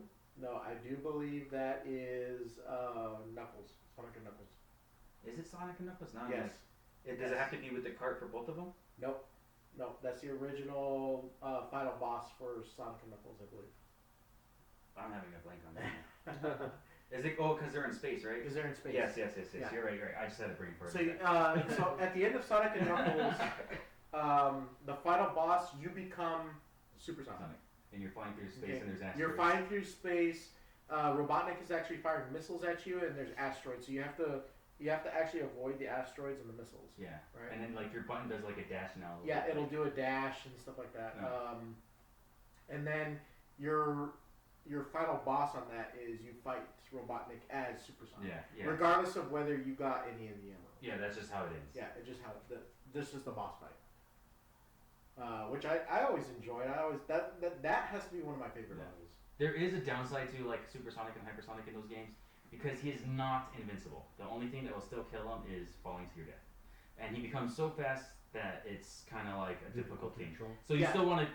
I mean, people who are like secondhand nature of like knowing the stage, yeah, that's fine. But like, you really want to be careful and kind of like not go too fast because then it's like it's already too late. Cause you can actually go so fast that the screen cannot keep up with oh it. yeah, that happens too. And then like you fall off the edge and you're like, oh man, I didn't even see him fall off the edge. If you ever get one of those loops or the straightaways that in any of the levels, you can actually go faster than the screen can keep up. Yeah. Kind of reminds me of Smash Brothers. Was it Brawl that first Sonic was in? Yes, he was Okay. Super Brawl. So you know how when you get his Smash Ball, you turn into Supersonic. I love that But final smash. he moves so You fast, tap it and it's you're like, like- oh god. yeah, you just fly right off the screen and you die. Just like Oh the yeah, game. you could kill Just yourself. like- I forgot. Yeah, just like the game. But yeah, you could walk on spikes, you could do all that stuff, but falling to your death is still a thing that happens. Yep. All right, let's see. At what point do you think the Sonic games lost their magic, if ever? So this question is a reference to the idea that there's a time where Sonic was very beloved by all, and at some point, Sega lost their magic in developing Sonic games. So at what point do you think that happened? I'll let everyone else speak first because I have a lot to say about this. Me personally, it was probably after Sonic Adventure 2 for Dreamcast. Mostly because, one, I had, the games that came after that, I just had no interest in playing it whatsoever. Nothing really appealed to me after that. And for me, I just lost complete interest in Sonic the Hedgehog. So you never played any of the games after that, or have you played some? I played Sonic, what was it, Colors? Yeah. And I played, what's the other one? What's the other one where they mix the two Sonics? Generations. Generations. Played Generations, and I played 4 on mobile. Okay. And what did you think of those though? You know what? Generations I actually enjoyed. Mostly because of kind of the nostalgic factor in it. 4 was okay. Keep in mind that I was playing it on mobile, so I probably didn't have the best experience on that. But other than that, I just kind of lost interest in Sonic after Adventure 2. Yeah. So you didn't play like what was the Werehog one? Unleashed. Unleashed. Oh. Yeah. So nope. Or you didn't Or play what was the one where he was dating in a 06. that was the 06 Sonic. the 06 The Sonic. reboot. What was he was? There was like a human princess or something like that. Yeah. Mhm. Ugh. His original character design, he was gonna have a girlfriend that was a human named Madonna from Really? the first Sega Genesis. Was So- she also a singer? What? Was she also a singer? I don't know if she was a singer, but they drew her with like a big bust. So I love how out of all the old ideas that like virtually got scrapped, they're like, oh, we definitely need to bring this idea back. So yeah, I didn't play any of those. I had no desire to play any of those. Once Sonic started to go 3D, it started to be a decline for me. I grew up with Sonic being 2D, side scroller type. That's what I was used to. So there's also a divide in like fan community like that where they talk about 2D versus 3D, Yeah, because you and I have had this conversation Yeah. where, and there I are think it's people totally okay. who That's fine. like Sonic Unleashed and like the Yeah. what was it, the 7 Rings? Is that what the other one was? The one that Secret came of the Rings. out- Secret of the Rings. Yeah. Like for me, I don't know. I mean, there's been the decline in Sonic in the sense that the Sonic games from 3D on, like I like Sonic Adventure 2 a lot. Those Adventure and especially Adventure 2 I thought were really good games. But like James said, the 3D games that came afterwards, I never really found any interest. Like I did play Unleashed, I did play Secret of the Rings. I've never played 06 though, just because of all the horrible things that came out about it. But like Unleashed and Secret of the Rings were like meh. I mean, I didn't think they were terrible games, but they weren't great games. It's like, they felt that they could do everything they could with the Sonic 3D formula, and they tried to do some new things which didn't work as well as they had thought. But then I thought Colors was a good game, and I thought Sonic 4 was a pretty good game, and then Generations was good, and of course we just recently had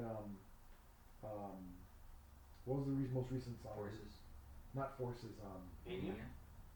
Sonic Mania. Mania come out. And to me, Sonic Mania is probably the best 2D Sonic to come out, probably since well, I guess Generations wasn't that long ago, but otherwise in between, there hasn't really been a lot that's made me go, wow, this is great.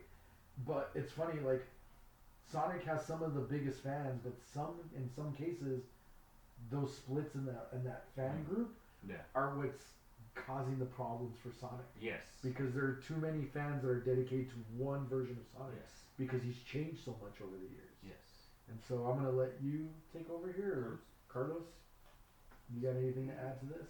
As far as the Sonic games, I just played through the Genesis, really. No. I touched base a little bit with like the Dreamcast because of friends that had the games. But did you ever think there was a moment where you knew it was declining? Well, let me ask you If this. you Why haven't you played games since the original Genesis games, really? Because I was stuck on, I was relayed back to Mega Man. Wait, how did Mega Man destroy your tongue? It's just something to go play with the other blue guy. Yeah, and other games that came out after that was just mostly other single games like Maximum Carnage or Altered Beast. But I did jump onto Shadow. I think Shadow was cool, but then I kind of like lost interest. It's just the preference of games. So they just didn't catch your attention, you'd say. Yeah, I just kind of gapped at that point. I Sonic think Mania. at some point, some people grow out of Sonic, right?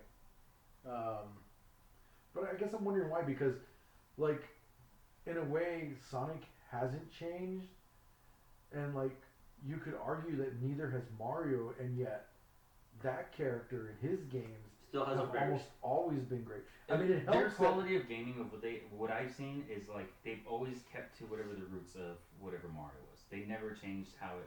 They probably like he goes to the galaxies, he goes to different planets, but the core mechanics of how the game runs has always been the same. and you think Sonic's Sonic's has changed. That's what the problem is. And then like we said, there's a divide in fans that like that certain new change, but then there are people who are like, no, it was cool the way it was before. So then they don't even try to do like a bridge gap. They kind of just say, well, we're gonna go with one and see if they like it like the way in that direction, and then it just pisses off everyone else. And it's like, okay, well then we'll do it this way, and it just pisses everyone off there. So then you always got hate everywhere. Plus, when they develop it, they kind of don't know where that direction is because it's something new. They don't know if it's gonna work yet or how it's gonna work. But they're like, okay, but we're gonna do it anyway. So for me, I like the decline. What I thought what the decline was is kind of like James, because he said it was after Adventure 2. So then Sonic Heroes came out. That game's okay, it's pretty good, I like it, I enjoy it. But it's when I started to notice like, hey, they're changing a lot of things here. They did the, like, your 3 players at once, because it was Team Sonic, Team Rose, Team, like, Shadow, or the Dark team. And you work together and you use all their abilities at once. So then I was like, okay, that's very different, because in Sonic Adventure they had all these characters, but you go through, like, their story and you play their stage as each person. And then now they're mixing it up like, okay, well now I can't just play as Knuckles, I have to play as Knuckles, Sonic, and Tails at the same time. The game worked out, like there was nothing wrong with the game itself, it worked, you can play through it, and nothing was like, it had minor glitches. I think there was the most glitches they said on the PS2 version, but I've never really checked that out for myself because I played on an original Xbox. But that direction of style of changing how the mechanics work was kind of like, I was like, oh, if they keep going this way, it's gonna go bad, or I'm not gonna like it if they keep trying to do this. But so Then they also had these gimmicky games Yeah. like Sonic Team Racing. I love that game. But yeah, that one's And I have actually to- really popular. Yeah, it was. But I have to question, if Sonic's the fastest thing alive, why does he need a go-kart? That's why they should have made it like Sonic R, because I love Sonic R. Yeah. Well, I mean, if Sonic were really the fastest thing ever, Robotnik never would have outran him at any of the That's entries. true. that is true too. But you have stuff like, Sonic Team Racing, and then you have, wasn't there a Sonic fighting game? I like that game too. Um, Sonic Champions. We had a tournament We had for a that, tournament didn't on we? that one, yeah. Oh man, Oh yeah, the it's game's so garbage, but it's awful. fun. It's fun to play. Like, it's fun to play. No, It's it's great. not. It's awful. It is god awful. It's like you're playing a really crappy Virtual Fighter. And I don't even like Virtual Fighter to begin with, so. But that didn't need to happen. No, see, there's a lot. So that's what I like. But you're right about that. So with Sonic Heroes, it went from there, and then Shadow the Hedgehog came out. I know what they were trying to do. Of course, everyone knows what they're trying to do. They're trying to push the story of like where shadows come from and He's everything. so edgy though. Yeah, and he's so edgy and he has guns. So people are saying like, oh well, I hate the way it plays, and it's like you hate the way Shadow the Hedgehog plays, but you're a huge Sonic Heroes fan, which it has the same mechanics. Like you feel like you're playing Sonic Heroes, the way it moves, the way it kind of like runs. So I was like, okay, I guess you just probably don't like guns, I guess, or whatever that's what it was, or I don't know what it is. Plus the story gets kind of weird, but oh, and to clarify, if anyone ever thinks Shadow the Hedgehog died in Sonic Adventure 2, and then the shadows after that is not the same shadow. No matter, because it has so many different story branches in Shadow the Hedgehog. It's part of like his explanation of why he's still around. Isn't he supposed to be a clone or something? You could get multiple endings. He could be a robot. He can be an android that Robotnik made to be like Shadow. He could be a clone of Shadow. They have all these different endings, but none of them are like, hey, Shadow's alive from Sonic Adventure 2.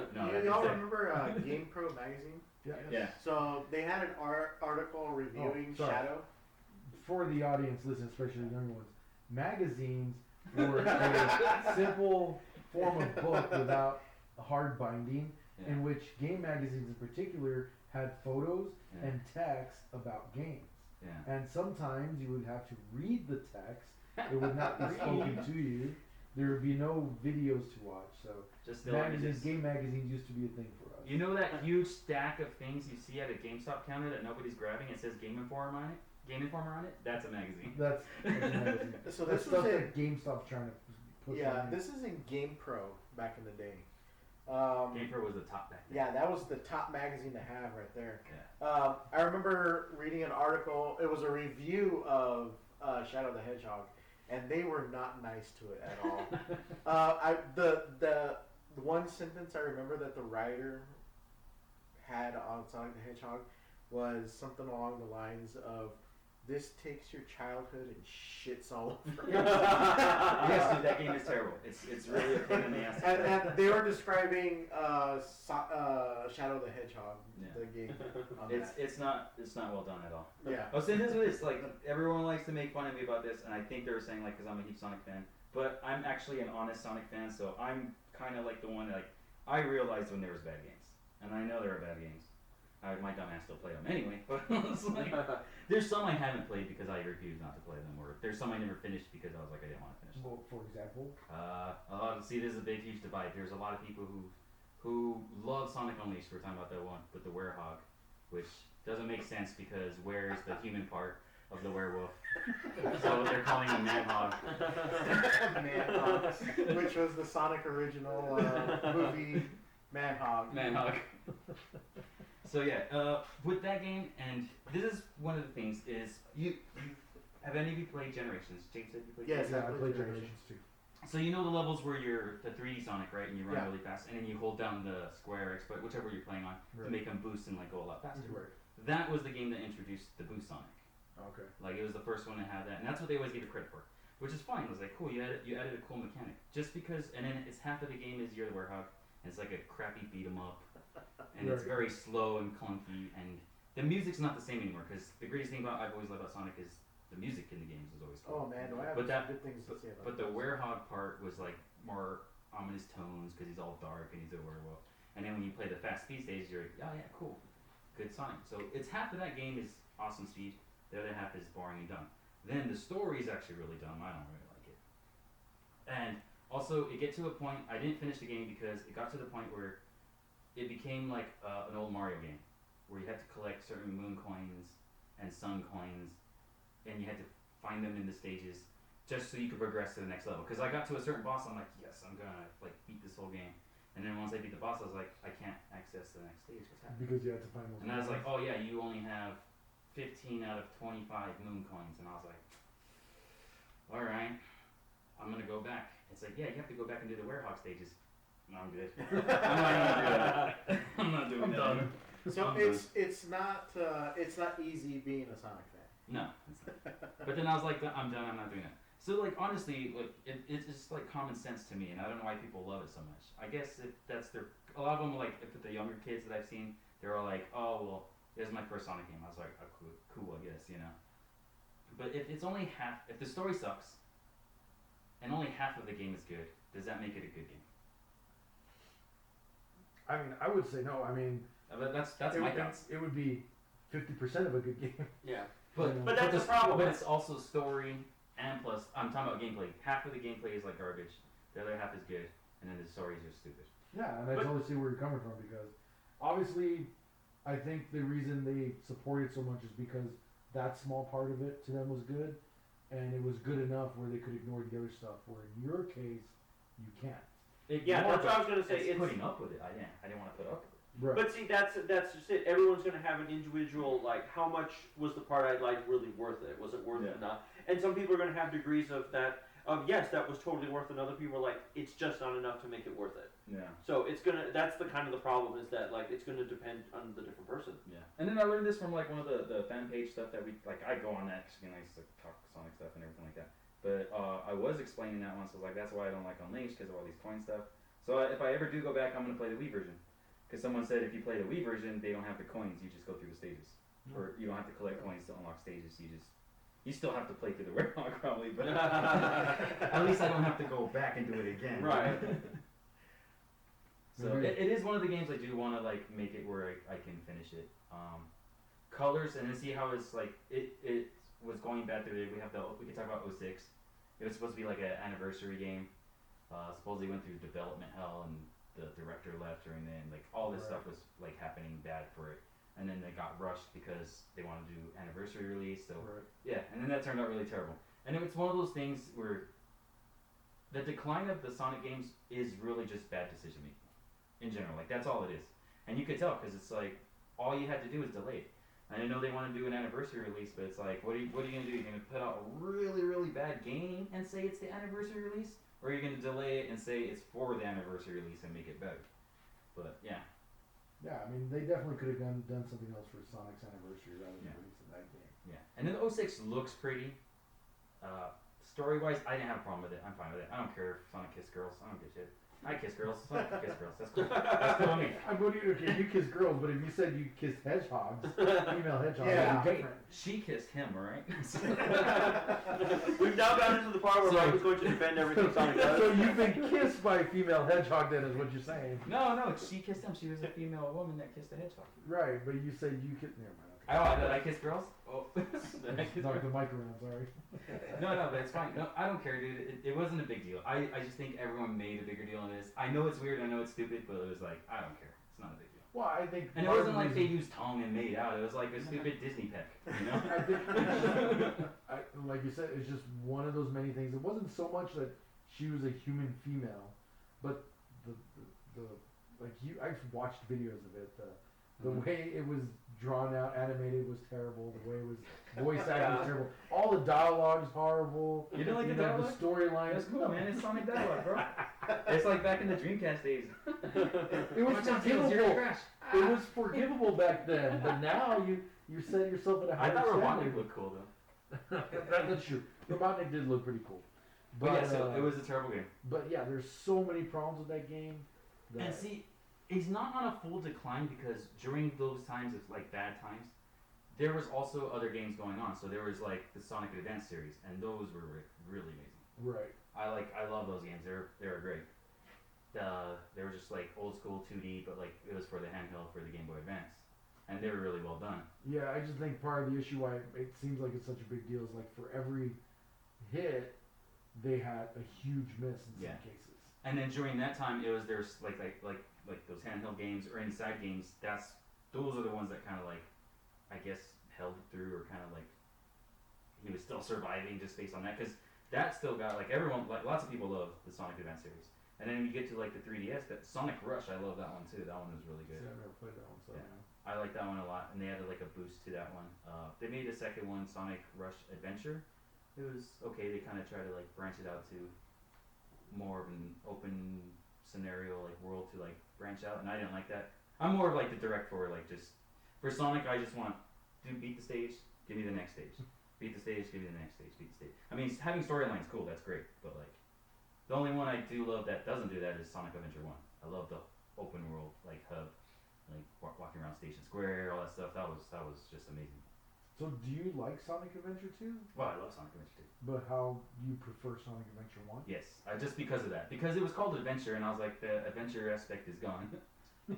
I was just complaining about I want story after story, but then like Right. I did miss that for Adventure though. You were nodding your head, James. Do you agree with him? Sonic Yeah, I Adventure? agree. Sonic Adventure 1 is probably going to be the better of the two. Yeah, it's because he just hates Shadow. It's too edgy for him. That's how bad it is. So edgy. James just sees Shadow and he's like, Carlos is nodding too. Like Shadow was terrible. The reason why Michael brought up that, I know the reason why he brought up that clarification with Shadow is a conversation we had with another friend of ours a few days earlier about Shadow and his origins, and you guys argued about it for like half an hour, and I'm just laughing. Was he saying that Shadow was alive? I was like, no. Like, don't restart it. This is going to be another hour of this podcast if you restart it again. But like, I'm over here laughing because I know why he felt the need to. I need to tell all of you why. Like, I need to make this fact very clear. Yeah, and then continuing on with like the decline of it, and it's been bad for at least the main run of the games. They made the Sonic and the Secret of the Rings thing. I didn't like it. I just don't like using the tilt Wii controller. As I wish I could just press left and right and like kind of dodge it. Right. But you you have to use the tail style. I was like, I never beat that one. I tried See, it. and I enjoyed that one, but I think it was less because of the controls and more because of the aesthetic. Yeah. The Arabian Nights thing, and it looked really pretty, Yeah. especially for a Wii game. Yeah. But yeah, I can totally understand not wanting to do Well, the motion. they made that game because they were going to put Sonic 06 on the Wii, but it wasn't capable of running on Oh, I it. didn't know that. So then they decided, okay, we got to make a Wii game or a Sonic Wii game for the Wii because they already said we're going to bring Sonic. Oh, I was glad it did Sonic 06 and they go on the Wii. Yeah, But- I think Nintendo got the better Yeah. deal on that one. Dodged a bullet. So then they went from there, and then the other next Wii one was the Black Knight. I've never even tried that. I own it. I just because I have a huge Sonic game collection. I'll probably talk about that on the game collecting episode. But never tried it. Never had an interest in that. That's kind of going weird. It's like, why are you going old night stuff? I'll eventually try it one day. I want to try to do every single Sonic game. Then you were saying you enjoyed colors. I enjoyed colors. It was really cool. I wasn't a big fan of the Wisps, but they were there and it was fine. Like, it wasn't a big deal. But that's when I started seeing like them trying to work towards the 3D aspect and trying to make it feel more like a old school Sonic game. Because it had 3D moments that everyone was saying, like I said, they liked that half of Unleashed. Right. And that's the good half. So like you would run and like go through, then it would like switch to like side, and it'd be like old school Sonic, and you were like, okay, this is working. But then they had Wisps, and I didn't like them too much, but it's still cool. Then for me, the biggest thing that I thought was like a huge comeback for it was the Sonic Generations. And mainly it's like a huge nostalgia trip for like, you get to go through the whole thing. They even go through the old Unleashed levels or even the crappy Sonic games, but they're putting the new spin on it with, you know, doing the old school Sonic gameplay and then the classic and then the new Sonic gameplay, which was really cool. And then you played that one, right? Yeah. Yeah. So I like that because you go from like original Sonic 1, you're like play the stage as classic Sonic and it's cool and it stays the same. Then you have to do it again, but you do it as the modern Sonic, Right. and it's just the same stage, but it looks cooler. It's different angles, and it's mapped out differently. It's revisiting Yeah. an old friend. Yeah, and what was cool and it's really done, and the best thing about that music, and Sonic's always had amazing music, but I like the Generations ones, is because they did a mix. So if you played classic Sonic on the first stage and you're doing one of the classic stages, it plays the classic music. But then once you play the version of modern Sonic on a classic stage, it plays the classic music, but it's like remixed for like a modern style. And then it's vice versa. Once you get to like the Dreamcast era, if you play as the classic Sonic, it plays that like Escape from the City, but like more pop style because they're mixing it up for the classic Sonic. Right. And then when you play as modern Sonic for the Dreamcast era, it just plays the original The song. original music. Yeah, so like that whole soundtrack was amazing on that one. And then after Generations, what was after Generations? Sonic 4, wasn't it? I don't like Sonic 4. I don't like Sonic 4. That one just felt like they were ripping off 1, 2, and 3 like exactly the same and just giving them like a crappy like color paint. And then he ran funny. He seemed really slow in it. And then they tried to do the homing attack on like a, I don't know, old school 2D style of it. So it didn't fit well with me. Like the homing attack from Adventures. Yes. Yeah, homing attack in like a 2D. Yeah, Right. it was kind of weird. Yeah. And the music wasn't as good. That's probably one of the Sonic games where I didn't like the music. Yeah, I have to agree with you on that one. It wasn't in the same style as like you're used to of hearing Sonic. So you remember how there was that fan who did his version of Sonic, and it was so well regarded by Sega that they hired him to work at the company. Yeah, the Sonic Mania. Was he the one who worked on Sonic Mania? Yeah, I think it's the Christian Whitehead. Oh yeah, Christian Whitehead. Yeah. But he didn't work on any previous Sonic No. games. Okay, so Sonic Mania was his No, first yeah, one. he did the fan games, and I think it was like people were, and most of the time, like say if you Nintendo, Sega, or a certain company be like, oh, why are you making these games and posting them online? Instead of just like slamming them or trying to get the game shut down, they're like, hey man, that everyone likes and it's working pretty cool. And Yeah, I heard that fan made stuff was really good. Yeah, there was like before the sequel or something like that. After the sequel, I've downloaded them, but I haven't tried them. Supposedly there's a fan Sonic the Hedgehog 2 HD that some people are working on. Oh, I haven't even heard of that. It looks nice. And they're not changing anything, they're just making everything look nice, like Right. pretty. But mechanically wise, it's still running the same stage layout and everything. That's cool. But then the most recent one is Forces, which I liked the gameplay, I liked the story, I didn't care for the created character. I'm not one of those fans that create my own characters. I'm not one of those. I mean, it's okay if you are, as long as you love Sonic. That's Sonic cool. Forces has a create your own character. You have to create. Yeah, that was like Yeah. a huge gimmick of it. Yeah. Create your own Yeah. character. Yeah. Yeah. And so all the fans who really like to create their own characters all the time, they're like, "Yay, this is exactly what I've always wanted." And then it's like, why are you catering to certain fans that probably shouldn't be dictating what happens in the video games? But I was actually okay with it. It wasn't a big deal. I just made whatever character and then just played it. And then, But it's a Sonic game where you don't play as Sonic. yeah. Or you could just make Sonic as your character, I guess. I guess. Or make Sonic if you want. Make The cool thing though, they did have a Sonic. DLC though where you could put your character with a T-shirt with Sonic on it. What about Sonic Boom? Oh yeah. See, that's during the whole shitstorm. Yeah. That's a Yeah. shit Sonic Boom Boom is was just not good. And that was during the contract of they had to make 3 games onto the Wii, or they had a deal with Nintendo that the next 3 main Sonic games had to be on the Nintendo Wii Nintendo or system. a Nintendo system. Yeah. So then it was Sonic Boom, Sonic Rise of Lyric, which I don't know why they even tried again or the fight. Like it's like, why are you gonna do this? Or it's Sonic Boom, Rise of Lyric, and then the one is Ice and Fire or some shit like that. I didn't know there's a third one. Yeah. I've tried the one on the 3DS and it makes me not want to play the one that's actually on the Wii U or anything. Oh, and I got a cool story about this one too. So then the one I was excited about, just by visually looking at the commercials, I was like, this is gonna be cool, was Sonic Lost Worlds. And I was excited about that. And get this, I was like one of those things, I was like, I'm gonna go get it now. Because it's like, what, Thursday night, or it was Tuesday night. They released all like Tuesday nights, right? And it was like Yeah. Monday, you go Monday night, because they're gonna be released on Tuesday. Right, the midnight. So I go to the mall, dude, and I'm going to the GameStop. Huge ass line, like super fucking long ass line. I'm like, shit, man. I don't know what the fuck's happening right now. I was like, I just want to go pick up Sonic, so I'm standing in line, and I was like, oh shit. Battlefield 4 is coming out. It's like, you know, 3 or 4 rows. And there's a huge line too, so like, everyone's there for Battlefield. And I was like, oh, I like Battlefield too. I was like, oh shit, I totally forgot about that game because I'm like excited about Sonic. So they start handing out the ticket line stuff. And then of course he's there, and I get my ticket line and everything like that. And then the guy's talking, the guy who works at GameStop starts talking to people and everything like that. And then I started like conversating with him too, like, oh yeah, what are they saying about the Battlefield? He's like, you don't know about the Battlefield? And I was like, no, like I haven't been keeping up. He's like, why are you here? So my loser ass, like the only one like out of 80 people in the line, I'm like, oh, I'm here to pick up Sonic Lost Worlds. And he's like, bro, come here. He's like, you don't even have to wait in this line, let's go.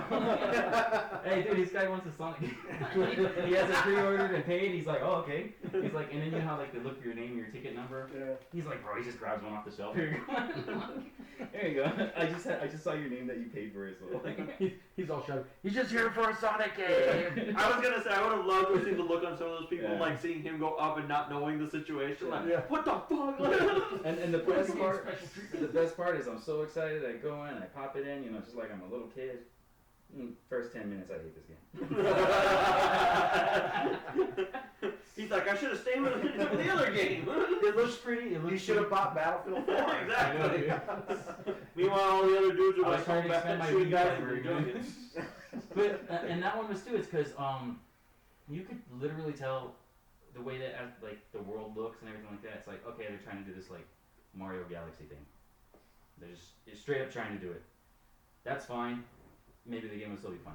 Then I got really pissed because you have to hold a button to make Sonic run. Okay. So I was like, oh my god, I'm already like frustrated. Like you have to be holding it down. If not, he's just walking really slow. That does sound terrible. So I was like, dude, this is fucking bad. And then someone argued like one time, was like, oh, but it's the same as using the boost. I was like, no, he always runs fast. The boost boosts him. This is him just being slow, and I just have to hold the button. Like, why am I even gonna let this go? It's like I'm just holding it the whole time and playing. And yeah, it was really, it's very clunky. It's not clunky. It actually is a good platformer, but it's not, for me at heart, it's not what a Sonic game should be. Okay. So, I mean, it gets to that. I just want to, like, I can just imagine a developer going, well, I mean, do they want Sonic to really go fast? We should leave it optional. Bigger choose me. And plus, he was really slowed down because if you try it, and the greatest thing I remember in the older school Sonic games, since it's not even old school, but even some of the 3D like Sonic Adventure, if you're running or you know how he builds up speed sometimes? You could like jump and your momentum causes you to go faster, right? Right. You'd be like, oh, I'm gonna jump just to go up this hill a little bit faster and everything like that. every time you jump, he vertically it slows his momentum. So if you're running and you jump, it automatically comes to like a stop, and like he only arches like a little bit. Oh, that's So I gotta was be like, frustrating. oh dude, this feels nothing like Sonic how he should. Yeah. They kind of do that now with the modern games too. Like his jump isn't as good as it used to be, but that one was like it was really really bad. Oh, and Sonic Forces also had a problem. It didn't have Supersonic. That was a problem. Yeah, that was a big No problem. Supersonics. Yeah. I thought it played fine, and it was really short. That's what sucked. It was super short. All right. Anything else to add about the decline of Sonic and now the rebirth? Sorry. I don't know what I could add after Yeah, that. sorry, dude. I had to. Right? Like, those guys like son of a That's about as much of the told game about as this. possible. No, that was very detailed. Yeah, Like we said, I can you're keep I wrong. can just add a round of applause to that. That's all I can add. Wow, we'll just do the single. The golf clap. Yep. All right. Okay, so we're coming down to it. What is your favorite Sonic game and why? Ooh. What is your favorite Sonic game? Ben, we'll start with you. Your favorite Sonic game? Let's see. That's going to be very difficult, especially since I haven't played any of them. Say Sonic the Hedgehog 1 ported to the Game Boy Advance. That sound chip sucked. I mean, the sound quality sucked on that one. Yeah, the speakers on that Game Boy Advance, man, were not very good. Sonic the Hedgehog 2 on a TI-83. Can I pick Super Smash Brothers Ultimate? Remember, there's also the Sonic Schoolhouse. I used to own that on the PC. Oh my god, was that like a learning game? Yeah, it was a learning game. Sonic Schoolhouse. And plus, I was like, already too old for it. It's like 2 + 2 is 4. It's like. But you still had difficulty getting the It was so hard. I played it on hard mode, okay? that was hard. 2 times 2 equals. But I just played it just cause I was like, oh shit, I gotta check this out. And yeah, it's just a shitty learning game. What about you, Carlos? Favorite Sonic game? They're all pretty cool. I say Sonic 3. Yeah. Only because of this one stage that features a little bass rap. It's a circus stage. Be like. Ooh, the carnival zone? Yeah. Oh, okay. The Yeah. carnival zone. It's a Well- the game was fun though. I mean, I like the overall storyline on that one. Well, and like Sonic 3 was the one that supposedly Michael Jackson. That's what they say. Yeah. Supposedly, That's what I said, and you can supposedly, kind of yeah. hear it though. Yeah, I'm on board with believing that Michael Yeah. Jackson did.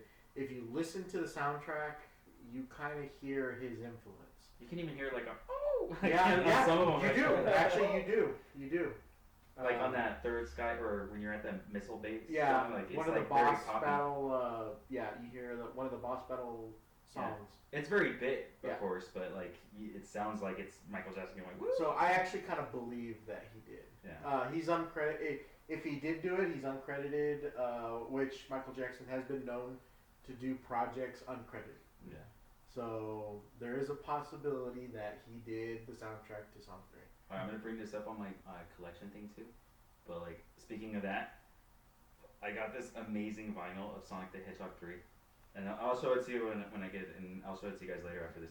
But it's the vinyl cover, and it's Sonic laying like this, and he's in the whole like white suit like Michael It's Jackson. like Michael Jackson. And it's cool. For Moonwalker, Yeah, right? and then you open it up, and it's where his legs are crossed. Tails is there all bummed out, like on his like, on his knees, and, like sad. But like resting on it, it's like, oh dude, it's the funniest thing ever. It's great. And the vinyl's cool because it's not just like an enhanced or HD. It's actual like ripped from the game music, so it's really cool. That's cool. And then once you finish it all, it plays all of this. On the other side, it's Sonic 1. But. And you, James, favorite Sonic? It's gonna have to be 2. For me, it's Sonic 3 tacked on with Sonic and Knuckles. Okay. Because what I would do is I would put Sonic and Knuckles in, put 3 on top of there, and play through the entire thing. Because in all actuality, it's like one cohesive story Yeah. between the two of them. And so I have a lot of good memories with 3 and Knuckles. Knuckles had a lot of good music, a lot of good levels. Yeah. That final boss battle in Knuckles, was really good. Going supersonic, regardless of whether you got the emeralds or not. One of my favorite levels on Knuckles is that lava stage. Where you're, Lava Reef Zone? yeah, Lava Reef Zone. Oh my god, that's a good level. Good music and good level. That's actually one of my absolute favorite stages in the entire series. Yeah. If I had to pick one favorite stage, that one I could play that one over and over and over again. Yeah. That's cool. I've never played. I've never finished any of the original Sonic games, but I've never had owned them. Oh, you definitely need to play through 3 and Knuckles. 3 Knuckles, yeah. Well, That's, yeah. And hearing you guys talk about it's like, I do want to do that. Yeah, you'll have the most That's cool. fun putting those two together. Yeah. Although there is an annoying stage that I don't really like too much, and that's that. What is it? That sad Egyptian stage. Egyptian stage. Everybody hates that one, right? And the ghost one, you gotta Yeah. keep turning on the The light. ghost. Yeah. Oh, that one. It's one of those ones where you start sliding, and Yeah. then it keeps going forever until you jump in the right moment Yeah. to like get to the right It's place. a puzzle type. Yeah, it's of like thing. you gotta. I mean, after a while, you'll get the hang of it. Yeah, there's this point where in that stage you have to turn on these lamps, fire lamps. You turn them on, and there's these ghosts that will attack you if it gets dark. The lamps only stay on for a certain amount of time, so you have to constantly pull these. Kind of like getting water bubbles when you're underwater. But Yeah, like, pretty this much. time the light's going out, you gotta get to the next one. and turn it If you do not hit one of those lamps, the ghosts multiply, and they multiply to the point where they all attack you at on. once. Yeah, they're swarming everywhere, and you're You eventually swarm, gonna get and you're gonna die. Yeah. Okay. So you have to constantly turn these lamps on. They're strategically placed throughout the level. If you miss one, you don't have a lot of error to get to the next one. Yeah. So you have to kind of get perfect on each of those. Otherwise, you're just gonna get attacked by a bunch of ghosts. Yeah. The music on the stage is pretty cool. Yeah, the music is good. But I give it props. It's a unique level. It There's is. not a level like that ever in any other Sonic game. It's just as frustrating as any water Sonic level. It's the same Yeah. thing. You're like, Okay. oh, I fucking hate doing this part. And then, coincidentally, the one water level in there is actually a really fun one Yeah. too. Yeah, on that That one. isn't frustrating. Yeah. Because on that one, it doesn't really ever trap you to the point where you feel like you need to hurry up. Yeah. You're always having enough air bubbles in that water stage, and But also keep in mind that's like the 3rd or 4th stage. yeah, it's So- it's very early on, so it wasn't going to be difficult right away. Yeah. Sorry. All right. So your games? yeah, it's my turn. So I already mentioned it, but Sonic Adventure 2 is definitely my favorite Sonic game, just because it's the one I had the most experience with, and it was the one that kind of really sold me on the whole concept of Sonic as being a good series of games, since I never had that experience growing up aside from playing one a little bit at my cousin's house. Like even when I played one over there, I mean, I probably played the same first 3 or 4 stages because I could never get past that. And but yeah, Sonic Adventure, especially because you had what were the name of the little creatures that you took care of? Chows? The Chows, Yeah. the Chow Garden, and you would go and you'd add more to them and Yeah. you take care of them and stuff. I really You like cure the Chow chows, Garden. evil chows, Right. Sonic chows, Knuckle chows. So messing with the Chows was really cool. The levels that I played through in Sonic Adventure were a lot of fun. I didn't really have a problem with Shadow. I thought it was like, well, it was just another generic villain. Mhm. So I didn't feel negative or positive about him one way or the other. Just I had a lot of fun playing through those levels and playing through them multiple times and messing with the Chows and trying to collect. There are Chaos Emeralds you're collecting now too, right? Mhm. Okay, Wait, in so- part 2? Yeah, Yeah, just Sonic in Adventure general, you don't have to actually find them and collect them. Just in the storyline. It was just Storyline, he's automatically acquiring them or trying to Right, get right, them. right, and that's part of what you Yeah. were trying to do. So They had emblems in that one though, for like you get like a Sonic emblem for trying to beat it and then beating it hard mode and then beating oh, the okay, stage. okay, You know what I'm talking about? And it would like Yeah. it would count up every single time you got one. yeah, that's true. I forgot about that. It's been so long since I played it. So yeah, and then the what was interesting is just you also get the other thing is like it was the first time a Sonic game was on a Nintendo system because I bought it for that GameCube. Before that, I mean, because they didn't release the Sonic games on the Game Boy Advance until after they had stopped developing Yes. for the Dreamcast. I Right? believe so. Yeah, I think you're right. Adventure 2 Battle was like the first one on Nintendo. Yeah, I think. Because I'm pretty it's a sure I was big deal. upset and I was like, blasphemy.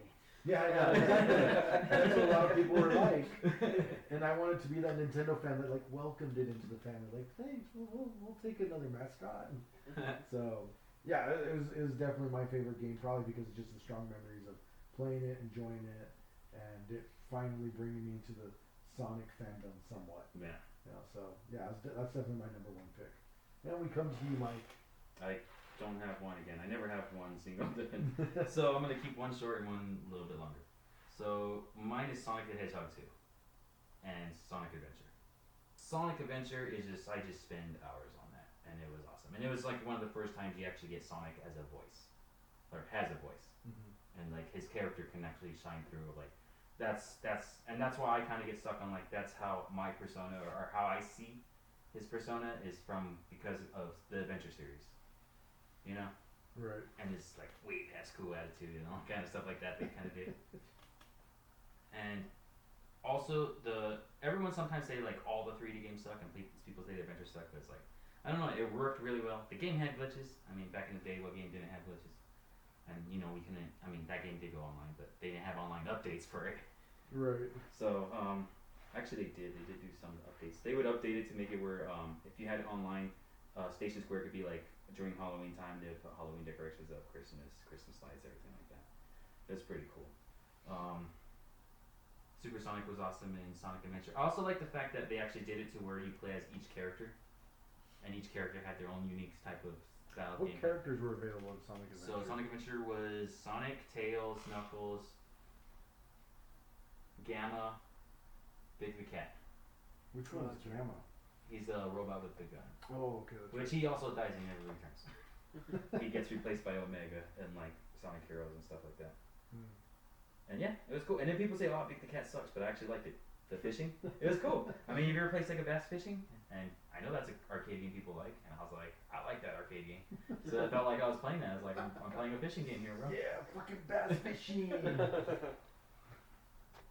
I mean, it's better than being a werehog, dude. I'd rather be a big fat cat fishing for a frog, you know.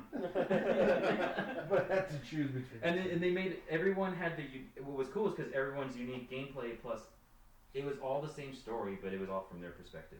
Yeah. So all of the story linked up together. Like with Big the Cat, you're fishing for his pet frog, but his pet frog ate one of the Chaos Emeralds, and so it links up with everyone else because everyone else is trying to look for the Chaos Emeralds. Right. And so it was pretty cool. So then you would see like Sonic fights Chaos like the first time, which is one of the bad guys, but evolves every time he gets a Chaos Emerald. Right. And when you play through it, you're like, okay, I mean, Chaos version number 3 where he has 3 emeralds, one without emeralds. Then it jumps to like 7. And you're like, oh, he has all 7. And that's when he becomes the ultimate. Like that's towards the end.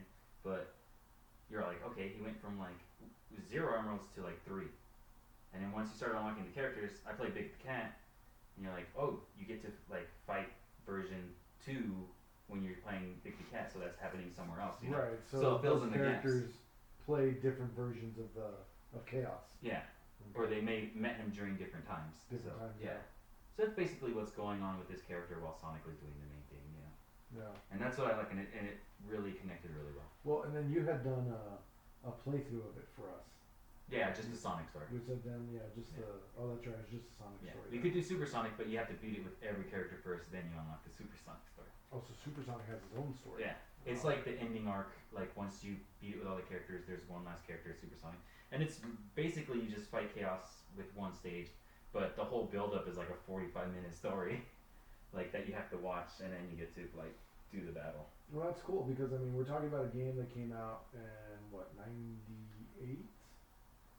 I don't know the year. See, I don't know all the facts. So I just remember I got. Why are you here? Oh yeah. Dreamcast came out in '99 here. Yeah. So it probably released the same year Yeah, it had to be. or 2000 at the latest. But anyway, It was a launch title. so it was a launch title, Yeah. right? Yeah. So at least for North America, and I mean it's interesting that at that time period, there weren't a lot of games where you played as multiple characters. Let alone even if you did, it was like, oh, now I'm playing as this character through the exact same game. Yeah. But in this case, every character had their Yeah. own distinct stages and their own distinct abilities. Yeah. So I mean that takes a lot of effort from the side of the team to be able to develop something like that. Yeah. And it had a good charm too that I like is like the audio quality you could tell it's like, oh, this is terrible voice acting and it's like everything's out of sync and everything like that. But of course it was the first talking Sonic video game out there. So I mean I was just blown away by it. I was like, oh, this is cool, you know? Actually, that's not the first time he ever spoke. The first time he ever spoke was on Sonic CD.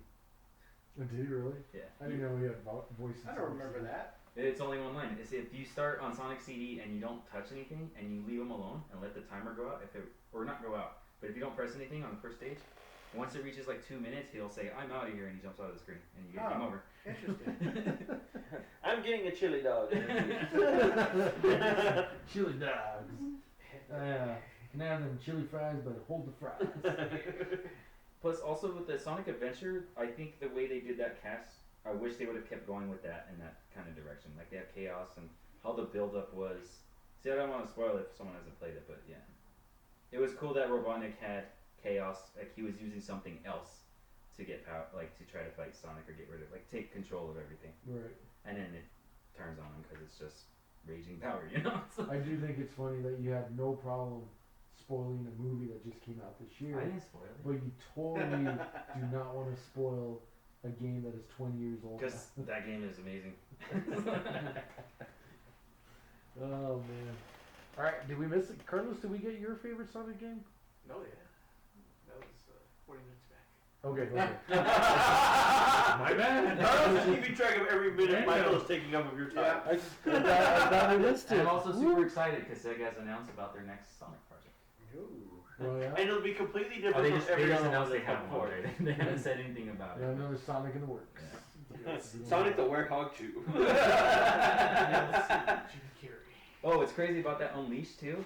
It's technically was supposed to be Sonic Adventure 3, the one with the werewolf. I thought the Sonic, not Forces.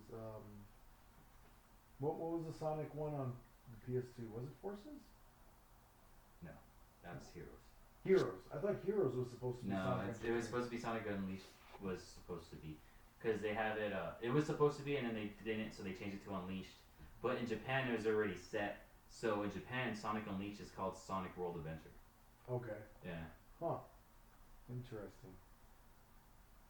Alright, so we're done talking about the movie and the games, and now we're moving on to part 3. What? You still want to talk about games more? We're cool. I'm good. I'm good. No, what I else? have nothing else to say. Actually, I was just joking. Okay. Alright, ready for part 3 then? Yeah, I'm down. Alright, this will be the last of it. In part 3, what other Sonic media do you enjoy? So now we can talk about Anything and everything. anything So- beyond the games and movie. Yeah. My Sonic underwear. I mean, this is where I wore them today. this is pretty much where I step out because I don't watch any of the other. There's all these Stuff. animated cartoons and comics and what else? Feel like I'm gonna do a lot of talking again.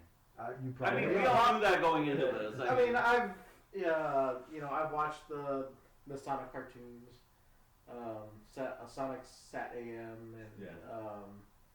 what was the other one? It's a little more goofier Sonic the Hedgehog. What was it? It's Urkel, right? What's his name? Well, I mean, No, he voiced you know both. why? He's Yeah, voices he both of them. voices both of them. Yeah, in he the early voices ones. both of them. Yeah. So yeah, I actually have a love for the Sonic.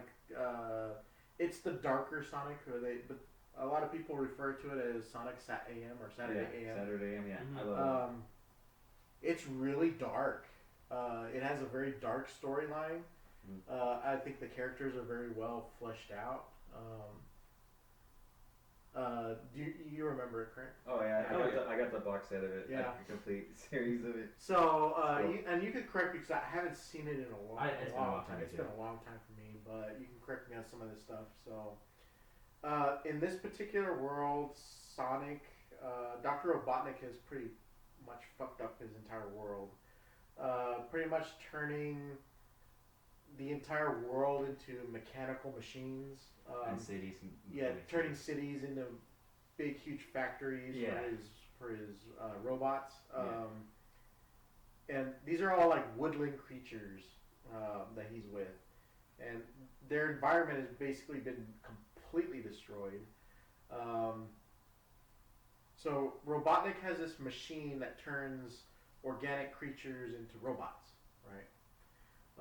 And that's what they're fighting. They're trying to save their friends from being turned into these robots. And once they get turned into robots, they're completely under Robotnik's control, and they're evil. Very, very evil. They'll try to kill their friends.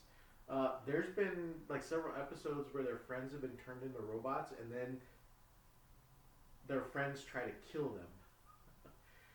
It is very, it has a very dark tone to it. They have the thing where they have Sonic's uncle in that. His Yeah. uncle Chuck. And his uncle is already roboticized, so they try to put these heartfelt moments where he's trying to like, uncle, come with me, come with me. Yeah. I think he eventually does by. Yeah, he has some lucid moments where he remembers. Yeah. Yeah, his uncle is a complete robot at this point. And he has these lucid moments where he remembers who Sonic is. They do the whole hard breaking thing. Yeah. But then at the He same starts time, he reverts back to being a robot, a killer robot again. Yeah. Right. It's interesting. There's a character in there, and this character fascinates me a little bit. I think she was partially roboticized. It was the rabbit. Mm-hmm. If I remember correctly, she was trying to save some Other woodland creatures. creatures from being turned into robots, and half of her body was in the machine when it happened. So half of her is robot. It worked out for her, man. She has an ability. She Yeah. stretches her arms and stuff. Yeah, she has a robotic arm and like a robotic leg.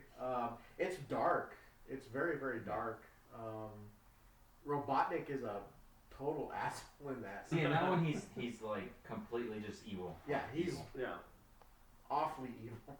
Well, let's bring this up, and then you've seen the trailers, right? You know how like Robotnik has his assistant. Yeah. I thought that was gonna be Snively because he has an Snively, assistant yeah. in the Great cartoon named Snively. Snively. It's actually his nephew.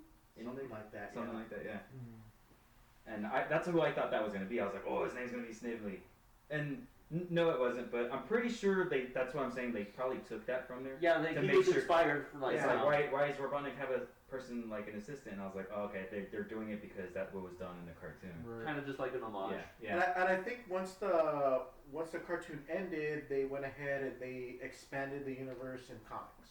If I remember correctly. So there is an expanded comic in this particular world. The Archie comics are based off of the Saturday. Yeah. AM. Saturday. Or do they still make them, or? No, the Archie comics ended a year ago, 2 years, Really? year and a half. Oh, Really? so they still went on for a long time. Yeah, it just happened right now, and then they started up IEW comic publishing, started making the new Sonic the Hedgehog comics. What are those based off of then? This is going based off right after Forces, the newest game. Yeah. So they're just kind of going off of that now. So all the Saturday AM and the Archie comic ones, all those characters that are extra are gone. That's what I was bummed out about. Yeah, Sonic had like a girlfriend, and she was actually like, I wish she was a squirrel or something like that. So no human girlfriends. No human girlfriends this time. It was Still actually, it was another animal, still a different species, but we're getting. We're trying to see a pattern with Sonic. Like, We're in the right direction here, at least. He loves all other things except for the other hedgehog that loves him. Because he's always avoiding Amy Rose in the games. And coincidentally, there was another Sonic cartoon. I don't know, what do they call it? The Adventures of Sonic the Hedgehog? Is it Adventures? The one that was before it with like the chicken and the... Yeah, Grounder it's Scratch? goofier. It's way goofier. Yeah. Yeah.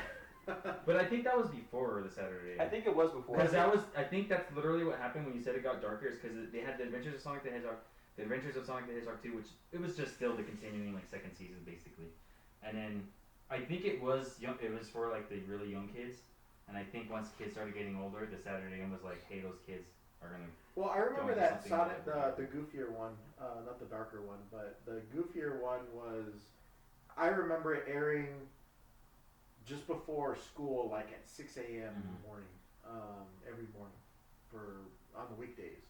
And then the one that we call the darker one, or the Sonic Saturday. Sat AM, that was on Saturday mornings. I don't remember the channel for Saturday. So Sonic was voiced by Jaleel White, which was Urkel from Family Matters. Yeah. Fantastic job. I It was believe awesome. him as Sonic. He'll always remain in my head as Sonic. As a Oh yeah, voice same of here. Like that's the voice of Sonic Yeah. when I think of. And he did for I both. somewhere He that did that's it for both series. Yeah, So for he both did of them, yeah. for the Goofy one and the Dark one. The Goofy one had a lot of comic relief. That's where Sonic was introduced to chili dogs, slapstick humor. the slapstick humor. See, maybe it could be more of that kind of Robotnik. Maybe, Yeah, I Robotnik guess. was very goofy. Very, yeah. Maybe um, maybe they were taking from that one, but Yeah, Yeah. That sounds like the more family friendly version. Yeah, so. it is. And it was funny because at the end of every episode, they had, just like G.I. Joe, they had, at the end of every episode, they had like a lesson to learn. public service Right? announcement. Public service announcement. And it was called Sonic Says. And it was goofy because who was it? Tails. that Tails was writes writing- it wrong. He spells it wrong. Yeah, Tails writes it Sonic, and then S-A-Z-Y. Y or something, and then Sonic has to correct him. Yeah, and it was always like, "Don't do drugs, kids," or Don't let people touch you in yeah, inappropriate don't let places. people touch you. Yeah, if someone touches That you, or was you honestly one of the lessons that I We're wanted. not joking. Yeah, we're not joking. make sure here. you let someone else know. 'Cause Yeah. If they touch you where you don't feel comfortable, that's no good. We're not joking. There is an episode where Sonic educates the youth on pedophilia. You don't, telling children not to let adults touch them in the no-no places. All right, so you've all seen the trailer to the movie, right? Yes. So what's funny is one of the Sonic Says is telling kids not to climb into dryers. Like, it's not safe for you little kids to climb into dryers and shit. And what does he do? In the movie trailer, he's running in a dryer. I don't know if that was intentional, but maybe it was. You know?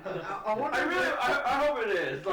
Like the dude making the movie's like, I remember about dryers, dude. Like where do they come up with these like public service announcements? Was there a lot of dryer deaths? You don't that day? remember the epidemic of dryer deaths with small children back then?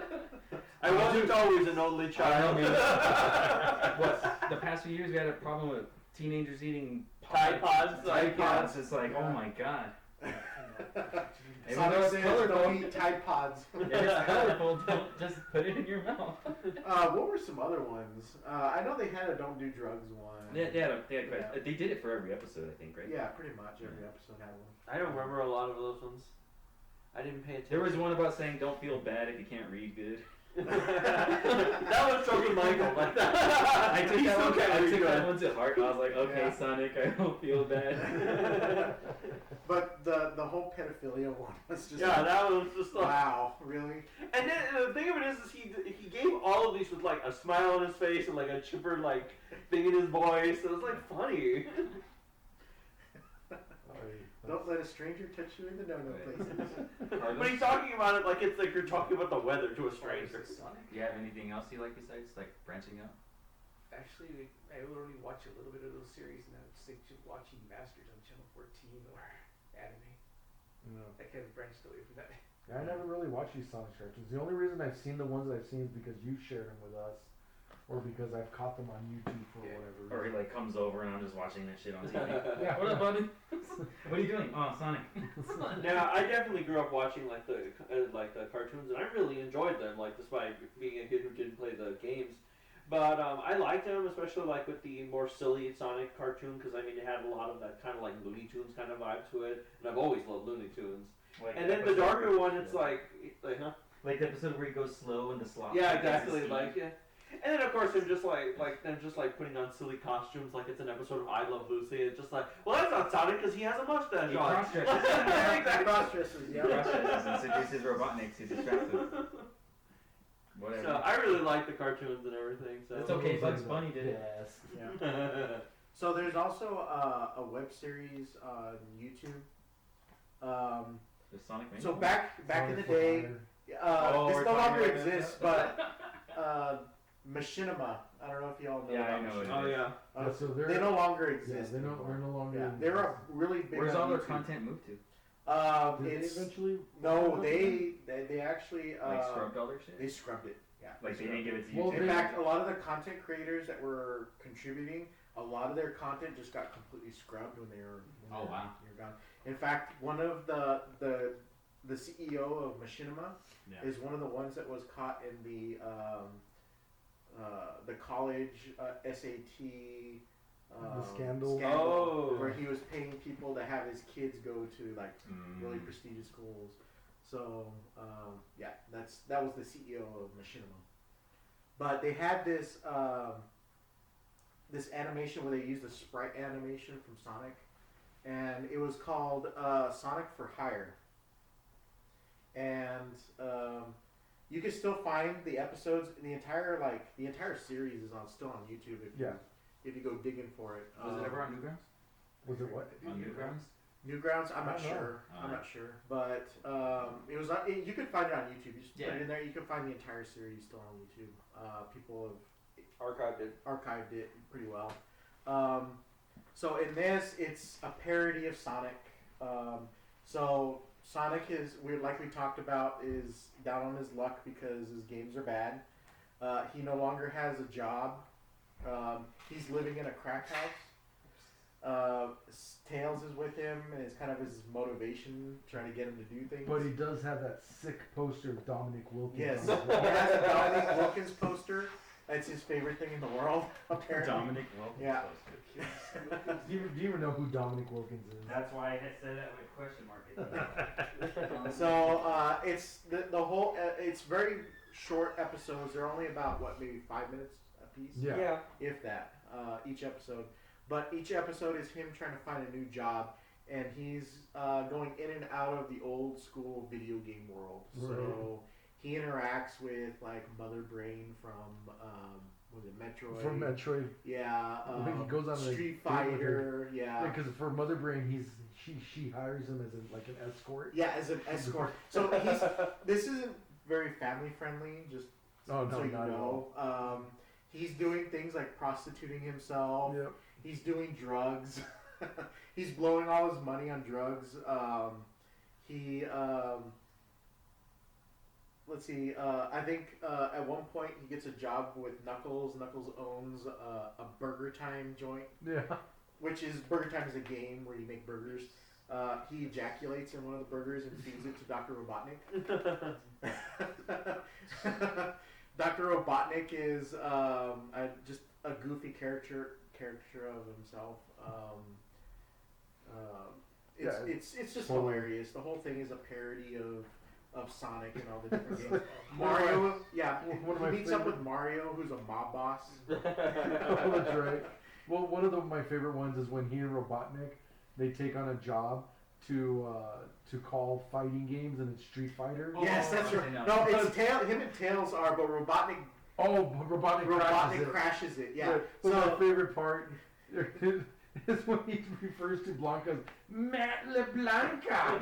and throws a beer bottle at his face. And knocks him unconscious. It's ridiculous. It's so Yeah. stupid. No, he says, Matt LeBlanca, you sucked and lost his face. And he throws a beer bottle at his face, hits him right in the face, he gets pissed off, and Blanca thinks that Sonic did it. Yeah. So Blanca electrocutes Sonic. Yeah, Bobby Robotnik showed me that one, Yeah. I think. I remember that. Yeah, look it up, it's hilarious. Very good writing. And they use the sprites, the original sprites from the Yeah. Sega. How long did it run for, though? It ran for 5 or 6 seasons, if that. Yeah, it Yeah. ran for a while. I think it went 6 seasons. Yeah. But it was really good.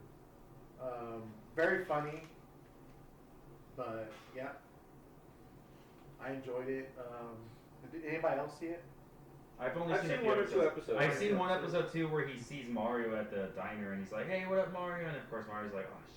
Yeah, Like, Mario's Sonic. a mob boss. Like, fuck, guys. Yeah. Like, be cool, be cool. He's a mob boss that runs organized crime ring, and he Yeah. has this thick Italian accent.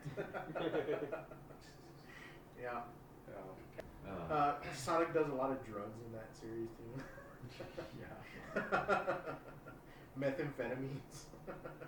Yeah, I gotta watch and check them. Yeah, you gotta. I've seen a few, but I've never really watched it. Actually, before. yeah, you can actually sit down and watch the entire seasons all the way through. Yeah, I do think they have them all in like 6 different YouTube videos. And each episode's like what, 5 minutes or 4 Yeah, minutes? they're Yeah, all if short. that. Between 2 and 5 minutes, if that. I think probably my favorite part is just at the beginning, because like in the original Sonic game, the intro music is so upbeat. It's like dun dun dun dun dun Yeah. dun dun dun. It's like all downer now. Or? Right, well, now it's like dun dun dun dun dun dun dun dun dun dun. And Sonic's all depressed. It's great. There's one where he fights Mike Tyson in Punch Out. Oh yeah, that's right. That's funny because Tails. So he's just doing all these crossover. Yeah, work for yeah, Sonic. it's a lot of crossover kind of stuff. So he's in this episode. He's fighting Mike Tyson. He's like, hitting him with the spin dash and stuff like that. He's like, hey, I'm actually doing pretty good. Tails comes up. He's like, hey man, don't do too good. I bet it against you.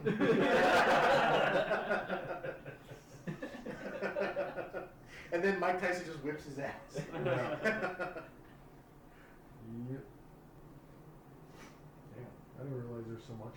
Also, one thing too, and this is something I regret not supporting, is it was one of the things too. Was like Sonic Boom, the show. I was like, I don't want to see this. I don't want to watch it. Also, they all look weird. Their art style's kind of different, and I was like, I'm good. I never watched it. So after the show had ended or canceled or whatever they stopped it, it was like 2-3 years later. I finally just like, I'm just gonna I just have it play. I might as well. I totally love that show. It's straight up what's amazing about it. It's a joke and it's just making fun of itself the whole entire time. Like it knows everything that everyone complained about that show. Like, oh, Sonic looks dumb. Like they bring it out in a joke. They talk about everything that's like Sonic related that sounds dumb or people don't like. They just throw it in as like quick jokes all the time. Yeah. So the show knows what it is. Like it's just there to make fun of itself. Mm-hmm. I've heard there's a lot of fourth wall breaking in that show. It's funny. And then I've never been a big Knuckles fan, but like that's the most I've ever liked Knuckles because they wanted to flesh out his character more of like, all right, cool, he's the strong dude, so now we're gonna just make him the big dumb dude. So in the show he's straight up the big dumb dude. Yeah, I remember you telling me about this a few times. Yeah, it's hilarious, dude. So I actually ended up enjoying it. So anybody out there who was not wanting to give it a chance, just give it a chance. You don't have to like it, but it's actually pretty. You should funny. watch it anyway. Yeah, just check it out. It's pretty funny. And yeah, you could just look up Knuckle clips and the best of Knuckles on Sonic Boom, and that shit's hilarious. All right, I'm done. No more extra stuff. All right, so 4 final question tonight, right? Yeah, sorry, man. Sorry. I told you I was Is that okay with you, Michael? Why do you think Sonic's maintained his popularity despite all the decisive opinions? Or divisive opinions, what I should say. Just in general, I mean, why do you guys think, despite the fact that we've talked a lot about tonight about a lot of the negative things that Sonic's been doing, bad decisions, and yet despite all that, he continues to be a very strong and popular force in the video game market and beyond. Obviously, with the comics and the movie now and the cartoons and just the paraphernalia in general. So why do you think that is? He's the face of Sega. He is the front runner on that. When you think of Sega, what do you think of? Yakuza. I think Well, now That's just me. I think of a shirtless tattooed man beating other men. Sonic is the face of Sega. I think one of the Sonic logo or one of the Sega logos has Sonic in it, or at least his little outline. Right. That's why it kind of transcends, a lot of the bad material that's been coming out as well. He's their spokesman for Sega. And of course people have a lot of fond memories of him as well. Back in the day, consoles came with games. Everybody associates Nintendo with Mario, because that's the game that came out with the Nintendo. Sega Genesis, that was Sonic the Hedgehog. So I don't think you can ever get rid of something like that. You can't get rid of a memory like that. Everybody who owned a Sega Genesis had a Sonic the Hedgehog game because it came with it. That's just how it is. I believe more on the end too of like, honestly, I think his character just alone it's visually appealing, the color palettes they use for their characters, how the style is for him. Eventually once he started gaining attitude and a voice and everything like that, it was very appealing as me being young. So it's like one of those things like when you grow up, you play around and you're playing with your friends and you want to be that. Like I want to be Goku because I love Dragon Ball Z so much. I think he had that much of a bright character. It's like, bro, I want to be like Sonic. Like I'm gonna run around and try to be as fast as I can, because I want to be like Sonic. It's the same thing as people are like, I'm gonna try to go Super Saiyan, and then you end up crapping your pants. I feel like this is a personal Oh, I think story. that was just me. Oh, yeah, man. just you on that one. You never tried to go Super Saiyan? Nope. Oh, sure, but I never crapped my pants while doing it. I wasn't talking about the crapping pants part. I was talking about have you ever tried, like when you're little, you're like you're playing and you do that. Of course. And you I do. think he has one of that appealing things where it's like one of those things when you're a kid, you're like, oh, I want to be like that. I want to be that cool. I want to be that awesome, or be that badass. And I think that's what's always driven, and that's why he always survives too, even during his bad times. I think it always grasps to a younger audience, or he's visually appealing, and his attitude is appealing to like their characteristics. It's what when you're a kid, it's like, oh, I want to be like that. I want to be that cool. I want to be that cool guy, and everything like that. So I think that's what mainly attracts a younger audience to him naturally. Well, and I think that's kind of what hits on it too, because his character design is very friendly. Yeah. Even though he's, Has character spikes. attitude, Yeah, right? spikes. He looks like But it's still very friendly, and therefore kids will look at it and will be attracted to it because it appeals to a childlike idea. Now, part of the reason it's also been extended is because those of us that are now adults that grew up with Sonic continue to love it. Just the same thing with Mario and all these other old games that we still love and enjoy. But with like characters like Mario and Sonic in general, it's also, like you said, their design. Yeah. I mean, you got that cartoonish aspect where he's got the white gloves, and he only wears a pair of shoes, and he's kind of bulbous, right? Has a big head and a roundish body, so it makes him look like an appealable cartoon character. Yeah. That really keeps him going. Because unlike Nintendo, where they have a platform where they can always guarantee a Mario, Sega doesn't, and despite no longer having their own platform, they've still been able to maintain its popularity. I mean, look at Sony. I mean, does Sony really have a mascot that represents them? No. They Not tried- officially. No, because they tried to do it with Crash Bandicoot, Yeah. but it didn't last for very long. Yeah. Maybe for every generation you could point some out. I mean, Like this is our main one for this period of time. yeah, like for PlayStation 2, a lot of people kind of went to Kratos and Jack and Dexter. or Jack and Daxter Ratchet and and Clank. Ratchet and Clank. It right? was just kind of like mostly their exclusives. They kind of just kept it. Like, Right, but none of those characters have. took it People to haven't mental. come back and said, "Oh yeah, these are we want to support these characters."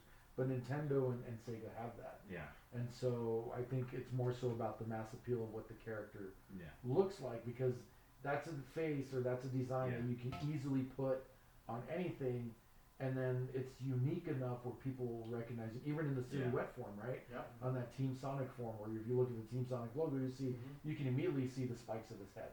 Yeah. That's something that stands out. And so because of that, it makes it very easy for Sega to be able to just put him everywhere. Yeah. And they've been smart about how they've used them in their advertising and memorabilia and things. And there's also it's also easier too, like as a art thing too, because I know there's a lot of fans that make their own Sonic characters and like that. If you notice with Knuckles, Tails, everyone that's ever drawn from the video game, it's basically the same art style as drawing Sonic, but they modify it. They don't change and make a whole completely different character. It's like, hey bro, that's the shape of Sonic, but we're gonna change them. Change some little key features, and there you go. It's the same. You're basically drawing the same Sonic, but you're changing it, and then you got yourself a new character.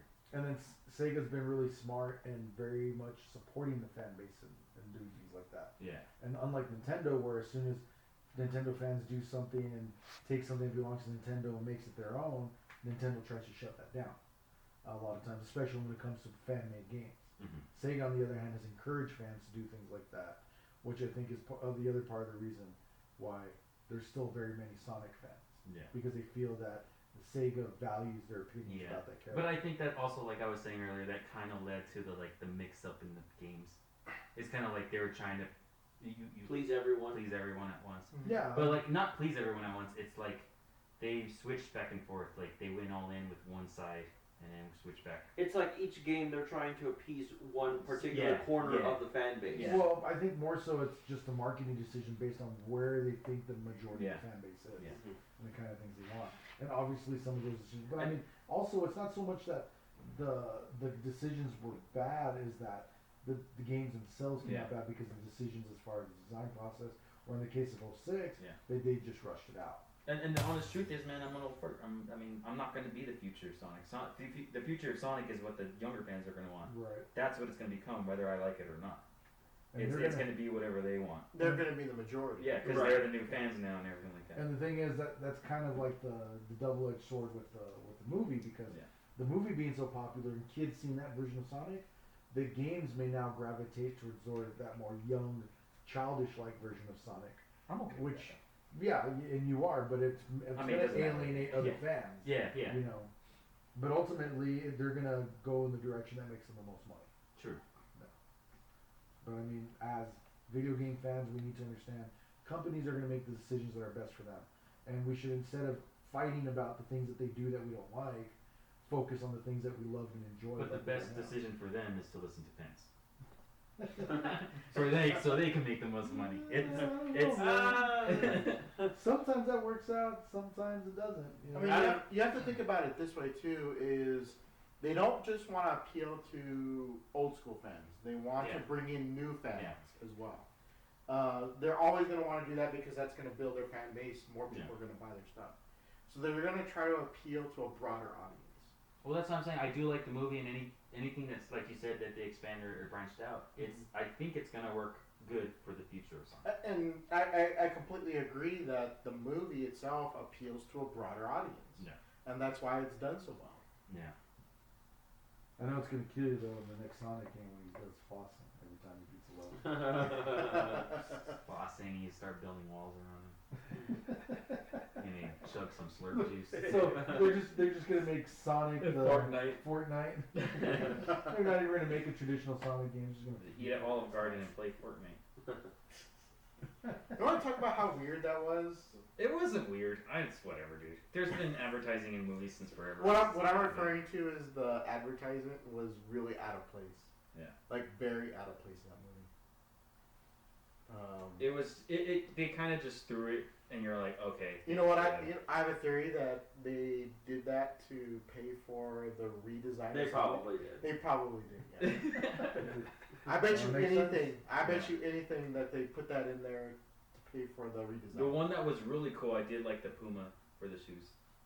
And the reason why I do like that is because Puma has been making Sonic shoes for the past years for like a long time.